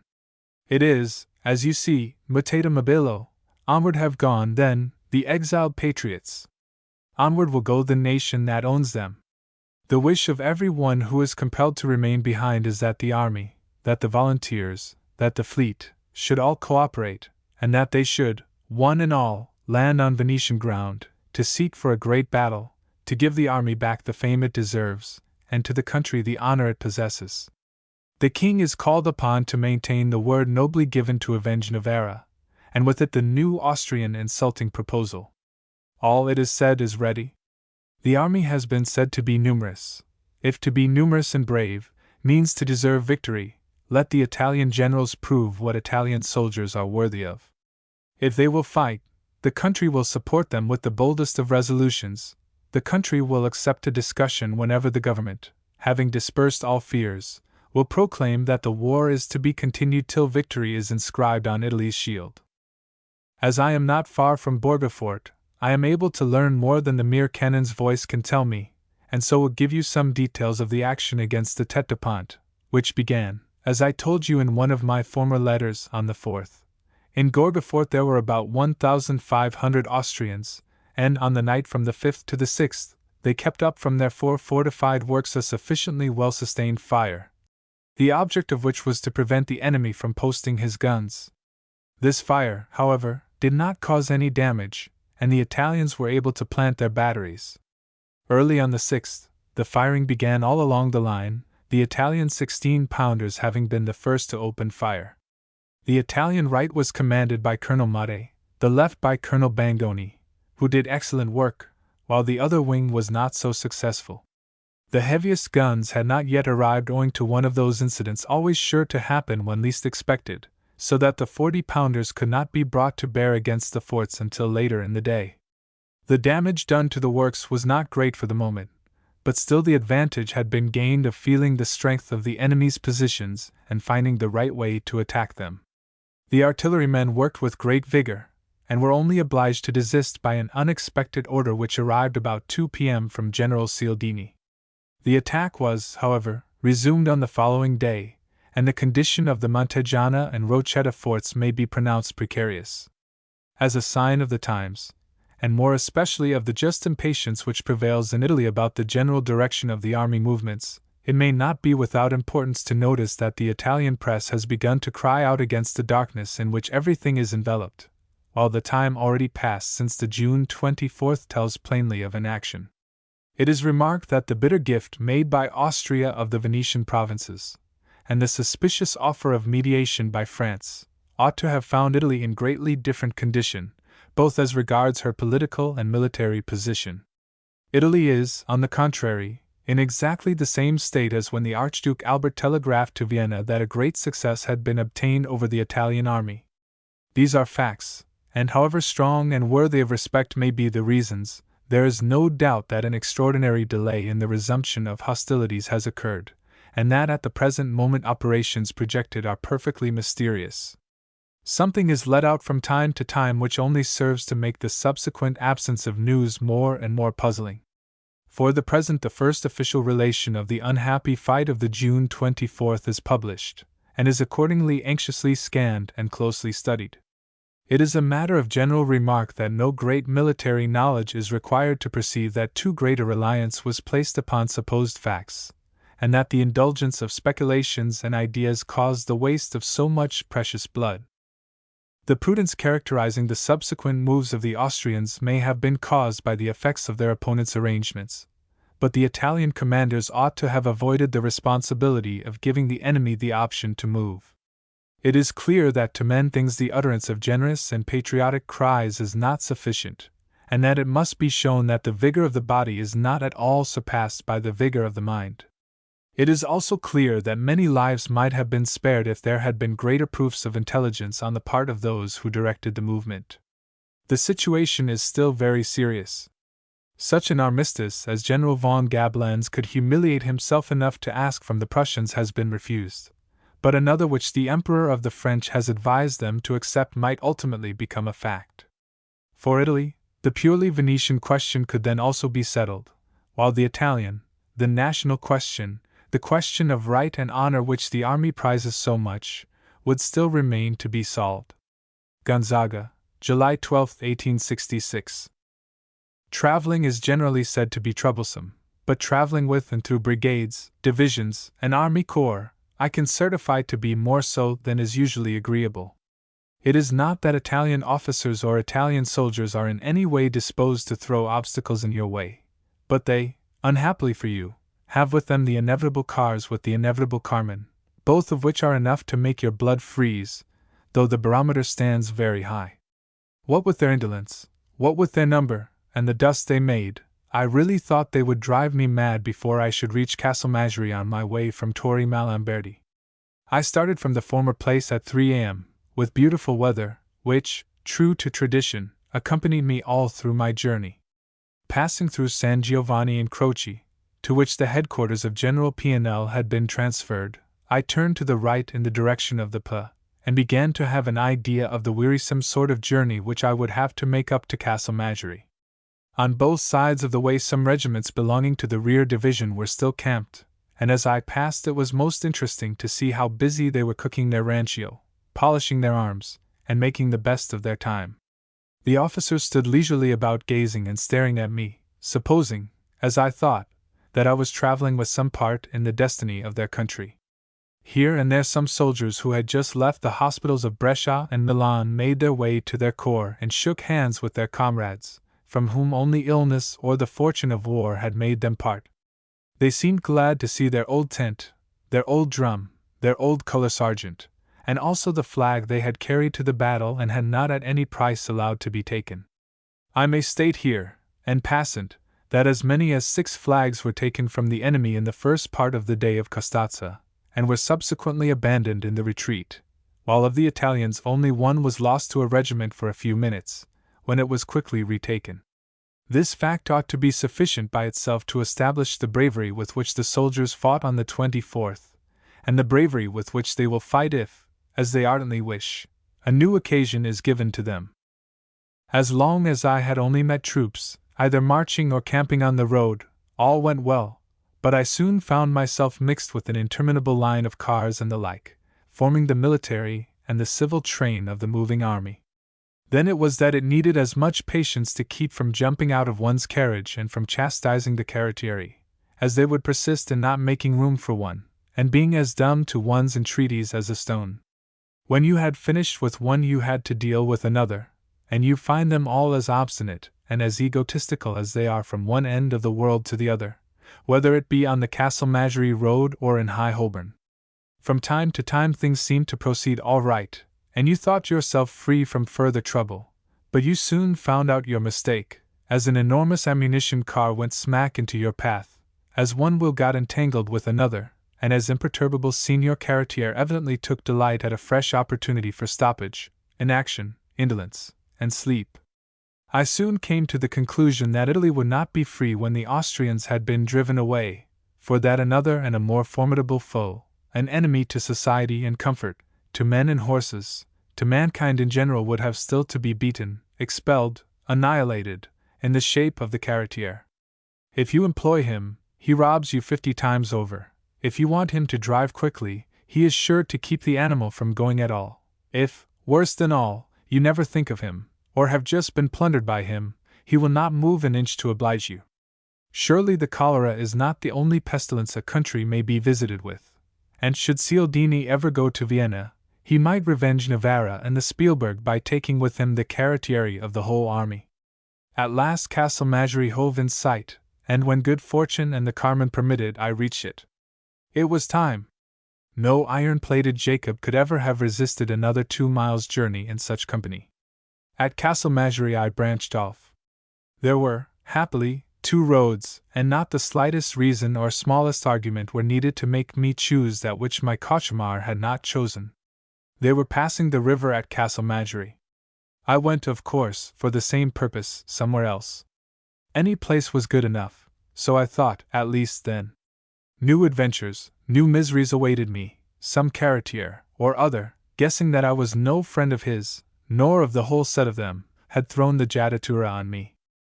I alighted at the Colombina, after 4 hours' ride, to give the horses time to rest a little. The Albergo della Colombina was a great disappointment, for there was nothing there that could be eaten. I decided upon waiting most patiently, but most unlike a few cavalry officers, who, all covered with dust, and evidently as hungry and as thirsty as they could be, began to swear to their heart's content. In an hour some eggs and some salami, a kind of sausage, were brought up, and quickly disposed of. A young lieutenant of the 30th Infantry Regiment of the Pisa Brigade took his place opposite, and we were soon engaged in conversation. He had been in the midst and worst part of the Battle of Custazza, and had escaped being taken prisoner by what seemed a miracle. He told me how, when his regiment advanced on the Monte Croce position, which he practically described to me as having the form of an English pudding, they were fired upon by batteries both on their flanks and front. The lieutenant added, however, rather contemptuously, that they did not even bow before them, as the custom appears to be, that is, to lie down, as the Austrians were firing very badly. The crossfire got, however, so tremendous that an order had to be given to keep down by the road to avoid being annihilated. The assault was given, the whole range of positions was taken, and kept to for hours, until the infallible rule of 3 to 1, backed by batteries, grape, and canister, compelled them to retreat, which they did slowly and in order. It was then that their brigade commander, Major General Ray de Villeray, who, though a native of Mentone, had preferred remaining with his king from going over to the French after the session, turning to his son, who was also his aide-de-camp, said in his dialect, "Now, my son, we must die both of us," and with a touch of the spurs was soon in front of the line and on the hill, where 3 bullets struck him almost at once dead. The horse of his son falling while following, his life was spared. My lieutenant at this moment was so overcome with hunger and fatigue that he fell down, and was thought to be dead. He was not so, however, and had enough life to hear, after the fight was over, the Austrian jaegers pass by, and again retire to their original positions, where their infantry was lying down, not dreaming for one moment of pursuing the Italians. 4 of his soldiers, all Neapolitans, he heard coming in search of him, while the bullets still hissed all round, and, as soon as he made a sign to them, they approached, and took him on their shoulders back to where was what remained of the regiment. It is highly creditable to Italian unity to hear an old Piedmontese officer praise the levies of the new provinces, and the lieutenant took delight in relating that another Neapolitan was in the fight standing by him, and firing as fast as he could, when a shell having burst near him, he disdainfully gave it a look, and did not even seek to save himself from the jadatura.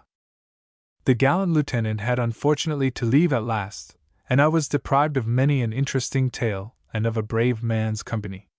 I started, therefore, for Valladena, where I purposed passing the Po, the left bank of which the road was now following parallel with the stream. At Valladena, however, I found no bridge, as the military had demolished what existed only the day before, and so had to look out for information. As I was going about under the porticos which one meets in almost all the villages in this neighborhood, I was struck by the sight of an ancient and beautiful piece of art, for so it was, a Venetian mirror of Murano. It hung on the wall inside the village draper's shop, and was readily shown me by the owner, who did not conceal the pride he had in possessing it. It was one of those mirrors one rarely meets with now, which were once so abundant in the old princes' castles and palaces. It looked so deep and true, and the gilt frame was so light, and of such a purity and elegance, that it needed all my resolution to keep from buying it, though a bargain would not have been effected very easily. The mirror, however, had to be abandoned, as Docelo, the nearest point for crossing the Po, was still 7 miles distant. By this time the sun was out in all its force, and the heat was by no means agreeable. Then there was dust, too, as if the carrettieri had been passing in hundreds, so that the heat was almost unbearable. At last the Docelo ferry was reached, the road leading to it was entered, and the carriage was, I thought, to be at once embarked, when a drove of oxen were discovered to have the precedence, and so I had to wait. This under such a sun, on a shadeless beach, and with the prospect of having to stay there for 2 hours at least, was by no means pleasant. It took 3/4 of an hour to put the oxen in the boat, it took half an hour to get them on the other shore, and another hour to have the ferry boat back. The panorama from the beach was splendid, the Po appeared in all the mighty power of his waters, and as you looked with the glass at oxen and trees on the other shore, they appeared to be clothed in all the colors of the rainbow, and as if belonging to another world. Several peasants were waiting for the boat near me, talking about the war and the Austrians, and swearing they would, if possible, annihilate some of the latter. I gave them the glass to look with, and I imagined that they had never seen one before, for they thought it highly wonderful to make out what the time was at the Lazara Tower, 3 miles in a straight line on the other side. The revolver, too, was a subject of great admiration, and they kept turning, feeling, and staring at it, as if they could not make out which way the cartridges were put in. One of these peasants, however, was doing the grand with the others, and once on the subject of history related to all who would hear how he had been to St. Helena, which was right in the middle of Moscow, where it was so very cold that his nose had got to be as large as his head. The poor man was evidently mixing one night's tale with that of the next one, a tale probably heard from the old Sindaco, who was at the same time the schoolmaster, the notary, and the highest municipal authority in the place. I started in the ferry boat with them at last. While crossing they got to speak of the priests, and were all agreed, to put it in the mildest way, in thinking extremely little of them, and only differed as to what punishment they should like them to suffer. On the side where we landed lay heaps of ammunition casks for the corps besieging Borgefort. Others were conveyed upon cars by my friends the carrettieri, of whom it was decreed I should not be quick for some time to come. Entering Guastalla I found only a few artillery officers, evidently in charge of what we had seen carried along the route. Guastalla is a neat little town very proud of its statue of Duke Ferrante Gonzaga, and the Croce Rossa is a neat little inn, which may be proud of a smart young waiter, who actually discovered that, as I wanted to proceed to Lazara, a few miles on, I had better stop till next morning. I did not take his advice, and was soon under the gate of Lazara, a very neat little place. Once one of the many possessions where the Gonzagas had a court, a palace, and a castle.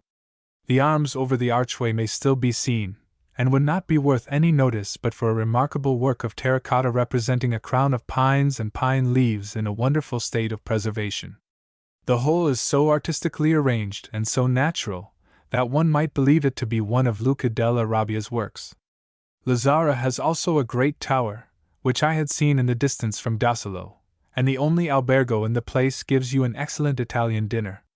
The wine might please one of the greatest admirers of sherry, and if you are not given feather beds, the beds are at least clean like the rooms themselves. Here, as it was getting too dark, I decided upon stopping, a decision which gave me occasion to see one of the finest sunsets I ever saw. As I looked from the albergo I could see a gradation of colors, from the purple red to the deepest of sea blue, rising like an immense tent from the dark green of the trees in the fields, here and there dotted with little white houses, with their red roofs, while in front the Lazara Tower rose majestically in the twilight. As the hour got later the colors deepened, and the lower end of the immense curtain gradually disappeared, while the stars and the planets began shining high above. A peasant was singing in a field near by, and the bells of a church were chiming in the distance. Both seemed to harmonize wonderfully. It was a scene of great loveliness. At 4 a.m. I was up, and soon after on the road to Reggiolo, and then to Gonzaga. Here the vegetation gets to be more luxuriant, and every inch of ground contributes to the immense vastness of the whole. Nature is here in full perfection, and as even the telegraphic wire hangs leisurely down from tree to tree, instead of being stuck upon poles, you feel that the romantic aspect of the place is too beautiful to be encroached upon. All is peace, beauty, and happiness, all reveals to you that you are in Italy. In Gonzaga, which only a few days ago belonged to the Austrians, the Italian tricolor is out of every window. As the former masters retired the new advanced, and when a detachment of Monferrato lancers entered the old castle town the joy of the inhabitants seemed to be almost bordering on delirium. The lancers soon left, however. The flag only remains. July 11th. Cialdini began passing upon the 8th, and crossed at 3 points, i.e., Carbonara, Carbonarola, and Filonica. Beginning at 3 o'clock in the morning, he had finished crossing upon the 2 first pontoon bridges towards midnight on the 9th. The bridge thrown up at Filonica was still intact up to 7 in the morning on the 10th, but the troops and the military and the civil train that remained followed the Po without crossing to Stellata, in the supposed direction of Ponte Lagoscura. Yesterday guns were heard here at 7 o'clock in the morning, and up to 11 o'clock, in the direction of Legnano, towards, I think, the Adige. The firing was lively, and of such a nature as to make one surmise that battle had been given. Perhaps the Austrians have awaited Cialdini under Legnano, or they have disputed the crossing of the Adige. Rovigo was abandoned by the Austrians in the night of the 9th and 10th. They have blown up the Rovigo and Bora fortresses, have destroyed the Tête de Pont on the Adige, and burnt all bridges. They may now seek to keep by the left side of this river up to Legnano, so as to get under the protection of the Quadrilateral, in which case, if Cialdini can cross the river in time, the shock would be almost inevitable, and would be a reason for yesterday's firing. They may also go by rail to Padua, when they would have Cialdini between them and the Quadrilateral. In any case, if this general is quick, or if they are not too quick for him, according to possible instructions, a collision is difficult to be avoided. Baron Ricasoli has left Florence for the camp, and all sorts of rumors are afloat as to the present state of negotiations as they appear unmistakably to exist. The opinions are, I think, divided in the high councils of the Crown, and the country is still anxious to know the result of this state of affairs. A splendid victory by Cialdini might at this moment solve many a difficulty. As it is, the war is prosecuted everywhere except by sea, for Garibaldi's forces are slowly advancing in the Italian Tyrol, while the Austrians wait for them behind the walls of Landaro and Ampola. The Garibaldians' advance posts were, by the latest news, near Darso. The news from Prussia is still contradictory, while the Italian press is unanimous in asking with the country that Cialdini should advance, meet the enemy, fight him, and rout him if possible. Italy's wishes are entirely with him. Noali, near Treviso, July 17, 1866. From Lucia I followed General Medici's division to Mata, where I left it, not without regret, however, as better companions could not easily be found, so kind were the officers and jovial the men.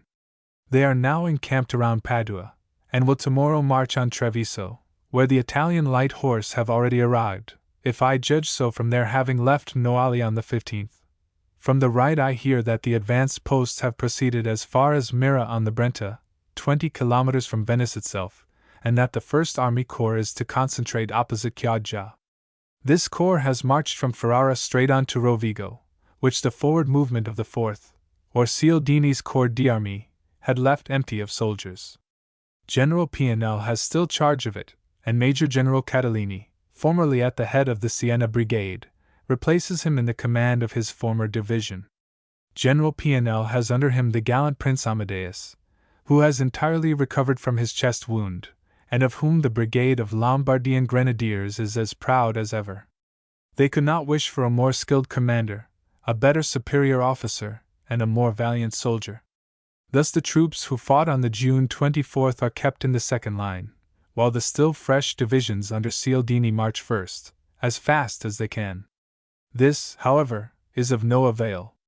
The Italian outposts on the Piave have not yet crossed it, for the reason that they must keep distances with their regiments, but will do so as soon as these get nearer to the river. If it was not that this is always done in regular warfare, they could beat the country beyond the Piave for a good many miles without even seeing the shadow of an Austrian. To the simple private, who does not know of diplomatic imbroglios and of political considerations, this sudden retreat means an almost as sudden retracing of steps, because he remembers that this maneuver preceded both the attacks on Solferino and on Custazza by the Austrians. To the officer, however, it means nothing else than a fixed desire not to face the Italian army any more, and so it is to him a source of disappointment and despondency. He cannot bear to think that another battle is improbable, and may be excused if he is not in the best of humor when on this subject. This is the case not only with the officers but with the volunteers, who have left their homes and the comfort of their domestic life, not to be paraded at reviews, but to be sent against the enemy. There are hundreds of these in the regular army and the cavalry especially, and the Aosta Lancers and the regiment of guides are half composed of them. If you listen to them, there ought not to be the slightest doubt or hesitation as to crossing the Isonzo and marching upon Vienna. May heaven see their wishes accomplished, for, unless crushed by sheer force, Italy is quite decided to carry war into the enemy's country. The decisions of the French government are looked for here with great anxiety, and not a few men are found who predict them to be unfavorable to Italy. Still, it is hard for every one to believe that the French Emperor will carry things to extremities, and increase the many difficulties Europe has already to contend with. Today there was a rumor at the mess table that the Austrians had abandoned Legnano, one of the 4 fortresses of the Quadrilateral. I do not put much faith in it at present, but it is not improbable, as we may expect many strange things from the Vienna government. It would have been much better for them, since Archduke Albert spoke in eulogistic terms of the king, of his sons, and of his soldiers, while relating the action of the 24th, to have treated with Italy direct, thus securing peace, and perhaps friendship, from her. But the men who have ruled so despotically for years over Italian subjects cannot reconcile themselves to the idea that Italy has at last risen to be a nation, and they even take slyly an opportunity to throw new insult into her face. You can easily see that the old spirit is still struggling for empire, that the old contempt is still trying to make light of Italians, and that the old Metternich ideas are still fondly clung to. Does not this deserve another lesson? Does not this need another Zadova to quiet down forever? Yes, and it devolves upon Italy to do it. If so, let only Cialdini's army alone, and the day may be nigh at hand when the king may tell the country that the task has been accomplished. A talk on the present state of political affairs, and on the peculiar position of Italy, is the only subject worth notice in a letter from the camp. Everything else is at a standstill, and the movements of the fine army Cialdini now disposes of, about 150,000 men, are no longer full of interest. They may, perhaps, have some as regards an attack on Venice, because Austrian soldiers are still garrisoning it, and will be obliged to fight if they are assailed. It is hoped, if such is the case, that the beautiful Queen of the Adriatic will be spared a scene of devastation, and that no new Hainault will be found to renew the deeds of Brescia and Vicenza. The king has not yet arrived, and it seems probable he will not come for some time, until indeed the day comes for Italian troops to make their triumphal entry into the city of the Doges. The heat continues intense, and this explains the slowness in advancing. As yet no sickness has appeared, and it must be hoped that the troops will be healthy, as sickness tries the morale much more than half a dozen Costazzas. P.S. I had finished writing when an officer came rushing into the inn where I am staying and told me that he had just heard that an Italian patrol had met an Austrian one on the road out of the village, and routed it. This may or may not be true, but it was most curious to see how delighted every one was at the idea that they had found them at last. They did not care much about the result of the engagement, which, as I said, was reported to have been favorable. All that they cared about was that they were close to the enemy. One cannot despair of an army which is animated with such spirits. You would think, from the joy which brightens the face of the soldiers you meet now about, that a victory had been announced for the Italian arms. Dolo, near Venice, July 20, 1866. I returned from Noali to Padua last evening, and late in the night I received the intimation at my quarters that cannon was heard in the direction of Venice. It was then black as in Dante's hell, and raining and blowing with violence, one of those Italian storms which seem to awake all the earthly and heavenly elements of creation. There was no choice for it but to take to the saddle, and try to make for the front. No one who has not tried it can fancy what work it is to find one's way along a road on which a whole corps d'armée is marching with an enormous material of war in a pitch-dark night. This, however, is what your special correspondent was obliged to do. Fortunately enough, I had scarcely proceeded as far as Ponte di Brenta when I fell in with an officer of Cialdini's staff, who was bound to the same destination, namely, Dolo. As we proceeded along the road under a continuous shower of rain, our eyes now and then dazzled by the bright serpent-like flashes of the lightning, we fell in with some battalion or squadron, which advanced carefully, as it was impossible for them as well as for us to discriminate between the road and the ditches which flank it, for all the landmarks, so familiar to our guides in the daytime, were in one dead level of blackness. So it was that my companion and myself, after stumbling into ditches and out of them, after knocking our horses' heads against an ammunition car, or a party of soldiers sheltered under some big tree, found ourselves, after 3 hours' ride, in this village of Dolo. By this time the storm had greatly abated in its violence, and the thunder was but faintly heard now and then at such a distance as to enable us distinctly to hear the roar of the guns. Our horses could scarcely get through the sticky black mud, into which the white suffocating dust of the previous days had been turned by one night's rain. We, however, made our way to the parsonage of the village, for we had already made up our minds to ascend the steeple of the church to get a view of the surrounding country, and a better hearing of the guns if possible. After a few words exchanged with the sexton, a staunch Italian, as he told us he was, we went up the ladder of the church spire. Once on the wooden platform, we could hear more distinctly the boom of the guns, which sounded like the broadsides of a big vessel. Were they the guns of Persano's long and active fleet attacking some of Brondolo's or Chioggia's advanced forts? Were the guns those of some Austrian man of war which had engaged an Italian ironclad? Or were they the Fondator, which left the Thames only a month ago, pitching into Trieste? To tell the truth, although we patiently waited 2 long hours on Dolo church spire, when both I and my companion descended, we were not in a position to solve either of these problems. We, however, thought then, and still think, they were the guns of the Italian fleet which had attacked an Austrian fort. Civitavecchia, July 22, 1866.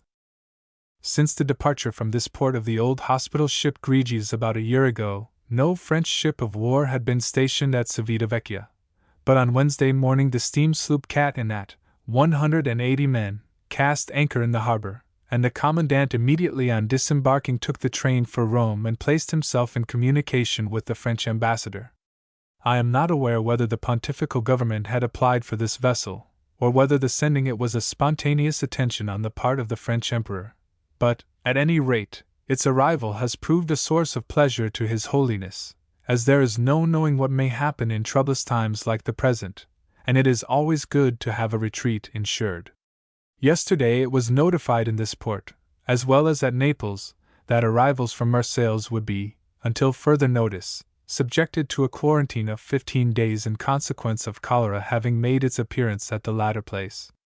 A sailing vessel which arrived from Marseilles in the course of the day had to disembark the merchandise it brought for Civitavecchia into barges off the Lazaretto, where the yellow flag was hoisted over them. This vessel left Marseilles 5 days before the announcement of the quarantine, while the Prince Napoleon of Valéry's company, passenger and merchandise steamer, which left Marseilles only 1 day before its announcement, was admitted this morning to free pratique. Few travelers will come here by sea now. Marseilles, July 24th. Accustomed as we have been of late in Italy to almost hourly bulletins of the progress of hostilities, it is a trying condition to be suddenly debarred of all intelligence by finding oneself on board a steamer for 36 hours without touching at any port, as was my case in coming here from Civitavecchia on board the Prince Napoleon. But, although telegrams were wanting, discussions on the course of events were rife on board among the passengers who had embarked at Naples and Civita Vecchia, comprising a strong batch of French and Belgian priests returning from a pilgrimage to Rome, well supplied with rosaries and chaplets blessed by the Pope and facsimiles of the chains of St. Peter. Not much sympathy for the Italian cause was shown by these gentlemen or the few French and German travelers who, with 3 or 4 Neapolitans, formed the Quarterdeck Society, and our Corsican captain took no pains to hide his contempt at the dilatory proceedings of the Italian fleet at Ancona. We know that the Prussian minister, M. Deusedom, has been recently making strenuous remonstrances at Ferrara against the slowness with which the Italian naval and military forces were proceeding, while their allies, the Prussians, were already near the gates of Vienna, and the conversation of a Prussian gentleman on board our steamer, who was connected with that embassy, plainly indicated the disappointment felt at Berlin at the rather inefficacious nature of the diversion made in Venetia, and on the coast of Istria by the army and navy of Victor Emmanuel. He even attributed to his minister an expression not very flattering either to the future prospects of Italy as resulting from her alliance with Prussia, or to the fidelity of the latter in carrying out the terms of it. I do not know whether this gentleman intended his anecdote to be taken cum grano salis, but I certainly understood him to say that he had deplored to the minister the want of vigor and the absence of success accompanying the operations of the Italian allies of Prussia, when His Excellency replied, C'est bien vrai. Ils nous ont tromps, mais que voulez-vous y faire maintenant? Nous aurons le temps de les faire gorger après. It is difficult to suppose that there should exist a preconceived intention on the part of Prussia to repay the sacrifices hitherto made, although without a very brilliant accompaniment of success, by the Italian government in support of the alliance, by making her own separate terms with Austria and leaving Italy subsequently exposed to the vengeance of the latter. But such would certainly be the inference to be drawn from the conversation just quoted. It was only on arriving in the port of Marseilles, however, that the full enmity of most of my traveling companions towards Italy and the Italians was manifested. A sailor, the first man who came on board before we disembarked, was immediately pounced upon for news, and he gave it as indeed nothing less than the destruction, more or less complete, of the Italian fleet by that of the Austrians. At this astounding intelligence the Prussian burst into a yell of indignation. Fools! Blockheads! Miserables! Beaten at sea by an inferior force! Is that the way they mean to reconquer Venice by dint of arms? If ever they do regain Venetia, it will be through the blood of our Brandenburgers and Pomeranians, and not their own. During this tirade, a little old Belgian in black, with the chain of St. Peter at his buttonhole by way of watchguard, capered off to communicate the grateful news to a group of his ecclesiastical fellow travelers, shrieking out in ecstasy. Rosses, Messrs. C.S. Blaggers d'Italiens ont et Rosses par mer, comme ils avaient et Rosses par terre. Whereupon the reverend gentlemen congratulated each other with nods, and winks, and smiles, and sundry fervent squeezes of the hand. The same demonstrations would doubtless have been made by the Neapolitan passengers had they belonged to the Bourbonic faction, but they happened to be honest traders with cases of coral and lava for the Paris market, and therefore they merely stood silent and aghast at the fatal news, with their eyes and mouths as wide open as possible. I had no sooner got to my hotel than I inquired for the latest Paris journal, when the France was handed me, and I obtained confirmation in a certain degree of the disaster to the Italian fleet narrated by the sailor, although not quite in the same formidable proportions. Before quitting the subject of my fellow passengers on board the Prince Napoleon, I must mention an anecdote related to me, respecting the state of brigandage, by a Russian or German gentleman, who told me he was established at Naples. He was complaining of the dangers he had occasionally encountered in crossing in a diligence from Naples to Foggia on business, and then, speaking of the audacity of brigands in general, he told me that last year he saw with his own eyes, in broad daylight, 2 brigands walking about the streets of Naples with messages from captured individuals to their relations, mentioning the sums which had been demanded for their ransoms. They were unarmed, and in the common peasants' dresses, and whenever they arrived at one of the houses to which they were addressed for this purpose, they stopped and opened a handkerchief which one of them carried in his hand, and took out an ear, examining whether the ticket on it corresponded with the address of the house or the name of the resident. There were 6 ears, all ticketed with the names of the original owners in the handkerchief, which were gradually dispensed to their families in Naples to stimulate prompt payment of the required ransoms. On my inquiring how it was that the police took no notice of such barefaced operations, my informant told me that, previous to the arrival of these brigand emissaries in town, the chief always wrote to the police authorities warning them against interfering with them. As the messengers were always followed by spies in plain clothes belonging to the band who would immediately report any molestation they might encounter in the discharge of their delicate mission, and the infallible result of such molestation would be first the putting to death of all the hostages held for ransom, and next, the summary execution of several members of gendarmerie and police force captured in various skirmishes by the brigands, and held as prisoners of war. Such audacity would seem incredible if we had not heard and read of so many similar instances of late. E-text editors bookmarks. A very doubtful benefit Americans forgivingly remember, without mentioning as becomes them. They do not look ahead. Charges of cynicism are common against all satirists forth of the George here, and there a plain good soul to whom he was affectionate holy images, and other miraculous objects are sold. It is well to learn manners without having them imposed on us. Men overweeningly in love with their creations, must be the moralist and the satirist if satire is to strike not a page of his books. Reveals malevolence, or a sneer. Petty concessions are signs of weakness to the unsatisfied statesman who stooped to conquer fact through fiction. The social world he looked at did not show him heroes. The exhaustion ensuing we named tranquility. Utterance of generous and patriotic cries is not sufficient. We trust them, or we crush them. We grew accustomed to periods of Irish fever. The end. The Project Gutenberg e-text of Miscellaneous Prose, by George Meredith. This file should be named gn04v10.txt or gn04v10.zip. Corrected editions of our e-texts get a new number, gn04v11.txt. Versions based on separate sources get new letter, gn04v10a.txt.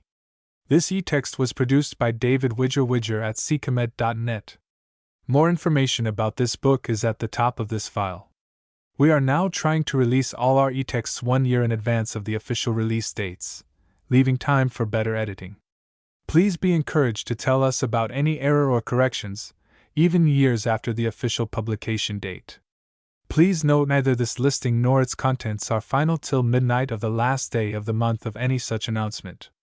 The official release date of all Project Gutenberg e-texts is at midnight Central Time of the last day of the stated month. A preliminary version may often be posted for suggestion, comment, and editing by those who wish to do so. Most people start at our websites at https://gutenberg.org or http://promo.net/pg. These websites include award-winning information about Project Gutenberg, including how to donate, how to help produce our new e-texts, and how to subscribe to our email newsletter, free. Those of you who want to download any e-text before announcement can get to them as follows, and just download by date. This is also a good way to get them instantly upon announcement, as the indexes our catalogers produce obviously take a while after an announcement goes out in the Project Gutenberg newsletter. http://www.ibiblio.org/gutenberg/etext03 or ftp://ftp.ibiblio.org/pubs/docs/books/gutenberg/etext03 or /etext02, 01, 00, 99, 98, 97, 96, 95, 94, 93, 92, 92, 91, or 90. Just search by the first 5 letters of the file name you want, as it appears in our newsletters. Information about Project Gutenberg, 1 page. We produce about $2 million for each hour we work. The time it takes us, a rather conservative estimate, is 50 hours to get any ebook selected, entered, proofread, edited, copyright searched and analyzed, the copyright letters written, etc. Our projected audience is 100 million readers.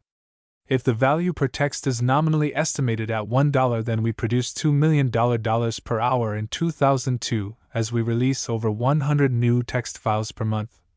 1,240 more ebooks in 2001 for a total of 4,000 plus. We are already on our way to trying for 2,000 more ebooks in 2002. If they reach just 1 to 2% of the world's population, then the total will reach over 500 billion ebooks given away by year's end. The goal of Project Gutenberg is to give away 1 trillion ebooks. This is 10,000 titles each to 100 million readers, which is only about 4% of the present number of computer users. Here is the briefest record of our progress, * means estimated. Ebooks year month. 1 July 10, 1971 1991 January 100 1994 January 1000 1997 August 1500 1998 October 2000 1999 December 2500 2000 December 3000 2001 November 4000 2001 October / November 6000 2002 December * 9000 2003 November * 100 00 2004 January *. The Project Gutenberg Literary Archive Foundation has been created to secure a future for Project Gutenberg into the next millennium. We need your donations more than ever.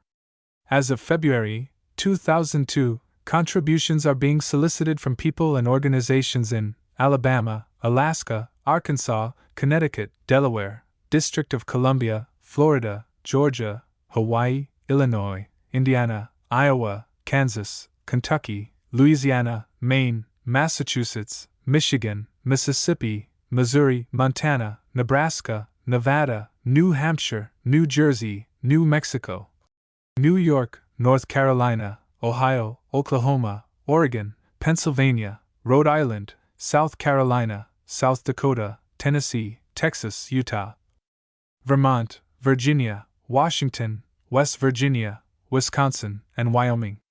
We have filed in all 50 states now, but these are the only ones that have responded. As the requirements for other states are met, additions to this list will be made and fundraising will begin in the additional states. Please feel free to ask to check the status of your state. In answer to various questions we have received on this, we are constantly working on finishing the paperwork to legally request donations in all 50 states. If your state is not listed and you would like to know if we have added it since the list you have, just ask. While we cannot solicit donations from people in states where we are not yet registered, we know of no prohibition against accepting donations from donors in these states who approach us with an offer to donate. International donations are accepted, but we don't know anything about how to make them tax-deductible, or even if they can be made deductible, and don't have the staff to handle it even if there are ways. The most recent list of states, along with all methods for donations, including credit card donations and international donations, may be found online at https://www.gutenberg.org/donation.html. Donations by check or money order may be sent to Project Gutenberg Literary Archive Foundation, PMB 1131739, University Avenue, Oxford, MS 38655-4109. Contact us if you want to arrange for a wire transfer or payment method other than by check or money order. The Project Gutenberg Literary Archive Foundation has been approved by the US Internal Revenue Service as a 501(c)(3) organization with EIN, Employee Identification Number, 64 to 622,154. Donations are tax-deductible to the maximum extent permitted by law. As fundraising requirements for other states are met, additions to this list will be made and fundraising will begin in the additional states. We need your donations more than ever. You can get up-to-date donation information at https://www.gutenberg.org/donation.html. If you can't reach Project Gutenberg, you can always email directly to Michael S. Hart@pobox.com. Professor Hart will answer or forward your message. We would prefer to send you information by email. The legal small print. 3 pages. Start the small print. *** for public domain e-texts *** start ****. Why is this small print statement here? You know lawyers. They tell us you might sue us if there is something wrong with your copy of this e-text, even if you got it for free from someone other than us, and even if what's wrong is not our fault. So, among other things, this small print statement disclaims most of our liability to you. It also tells you how you may distribute copies of this e-text if you want to. Before you use or read this e-text by using or reading any part of this Project Gutenberg TM e-text, you indicate that you understand, agree to, and accept this small print statement. If you do not, you can receive a refund of the money, if any, you paid for this e-text by sending a request within 30 days of receiving it to the person you got it from. If you receive this e-text on a physical medium, such as a disk, you must return it with your request. About Project Gutenberg TM e-texts. This Project Gutenberg TM e-text, like most Project Gutenberg TM e-texts, is a public domain work distributed by Professor Michael S. Hart through the Project Gutenberg Association, the project. Among other things, this means that no one owns a United States copyright on or for this work, so the project, and you, can copy and distribute it in the United States without permission and without paying copyright royalties. Special rules set forth below apply if you wish to copy and distribute this e-text under the Project Gutenberg trademark. Please do not use the Project Gutenberg trademark to market any commercial products without permission. To create these e-texts, the project expends considerable efforts to identify, transcribe, and proofread public domain works. Despite these efforts, the project's e-texts and any medium they may be on may contain defects. Among other things, defects may take the form of incomplete, inaccurate, or corrupt data, transcription errors, a copyright or other intellectual property infringement, a defective or damaged disk or other e-text medium, a computer virus, or computer codes that damage or cannot be read by your equipment. Limited warranty. Disclaimer of damages but for the right of replacement or refund. Described below. 1. Michael Hart and the Foundation, and any other party you may receive this e-text from as a Project Gutenberg TM e-text, disclaims all liability to you for damages, costs, and expenses, including legal fees. And 2. You have no remedies for negligence or under strict liability, or for breach of warranty or contract, including but not limited to indirect, consequential, punitive, or incidental damages, even if you give notice of the possibility of such damages. If you discover a defect in this e-text within 90 days of receiving it, you can receive a refund of the money, if any, you paid for it by sending an explanatory note within that time to the person you received it from. If you received it on a physical medium, you must return it with your note, and such person may choose to alternatively give you a replacement copy. If you received it electronically, such person may choose to alternatively give you a second opportunity to receive it electronically. This e-text is otherwise provided to you, as is. No other warranties of any kind, express or implied, are made to you as to the e-text or any medium it may be on, including but not limited to warranties of merchantability or fitness for a particular purpose. Some states do not allow disclaimers of implied warranties or the exclusion or limitation of consequential damages, so the above disclaimers and exclusions may not apply to you, and you may have other legal rights. Indemnity. You will indemnify and hold Michael Hart, the Foundation, and its trustees and agents, and any volunteers associated with the production and distribution of Project Gutenberg TM texts harmless from all liability, cost, and expense, including legal fees, that arise directly or indirectly from any of the following that you do or cause: 1. Distribution of this e-text. 2. Alteration, modification, or addition to the e-text, or 3. Any defect. Distribution under Project Gutenberg TM. You may distribute copies of this e-text electronically, or by disc, book, or any other medium if you either delete this small print and all other references to Project Gutenberg, or 1. Only give exact copies of it. Among other things, this requires that you do not remove, alter, or modify the e-text or this small print statement.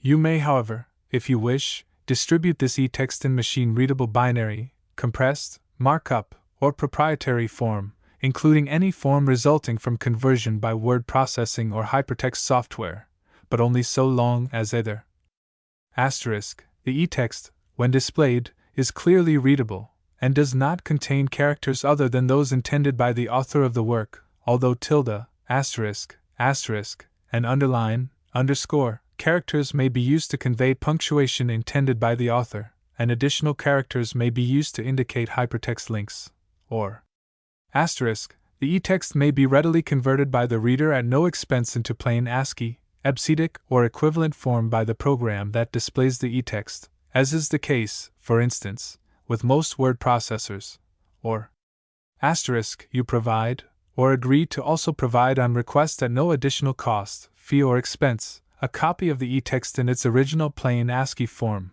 or in EBCDIC or other equivalent proprietary form. 2. Honor the e-text refund and replacement provisions of this small print statement. 3. Pay a trademark license fee to the Foundation of 20% of the gross profits you derive, calculated using the method you already used to calculate your applicable taxes. If you don't derive profits, no royalty is due. Royalties are payable to Project Gutenberg Literary Archive Foundation. The 60 days following each date you prepare, or were legally required to prepare, your annual, or equivalent periodic, tax return. Please contact us beforehand to let us know your plans and to work out the details. What if you want to send money even if you don't have to? Project Gutenberg is dedicated to increasing the number of public domain and licensed works that can be freely distributed in machine-readable form. The project gratefully accepts contributions of money, time, public domain materials, or royalty-free copyright licenses. Money should be paid to the Project Gutenberg Literary Archive Foundation. If you are interested in contributing scanning equipment or software or other items, please contact Michael Hart at hart@pobox.com. Portions of this header are copyright C. 2001 by Michael S. Hart and may be reprinted only when these e-texts are free of all fees. Project Gutenberg is a trademark and may not be used in any sales of Project Gutenberg e-texts or other materials, be they hardware or software or any other related product, without express permission. *N the small print. For public domain e-texts *ver.10/04/01*****.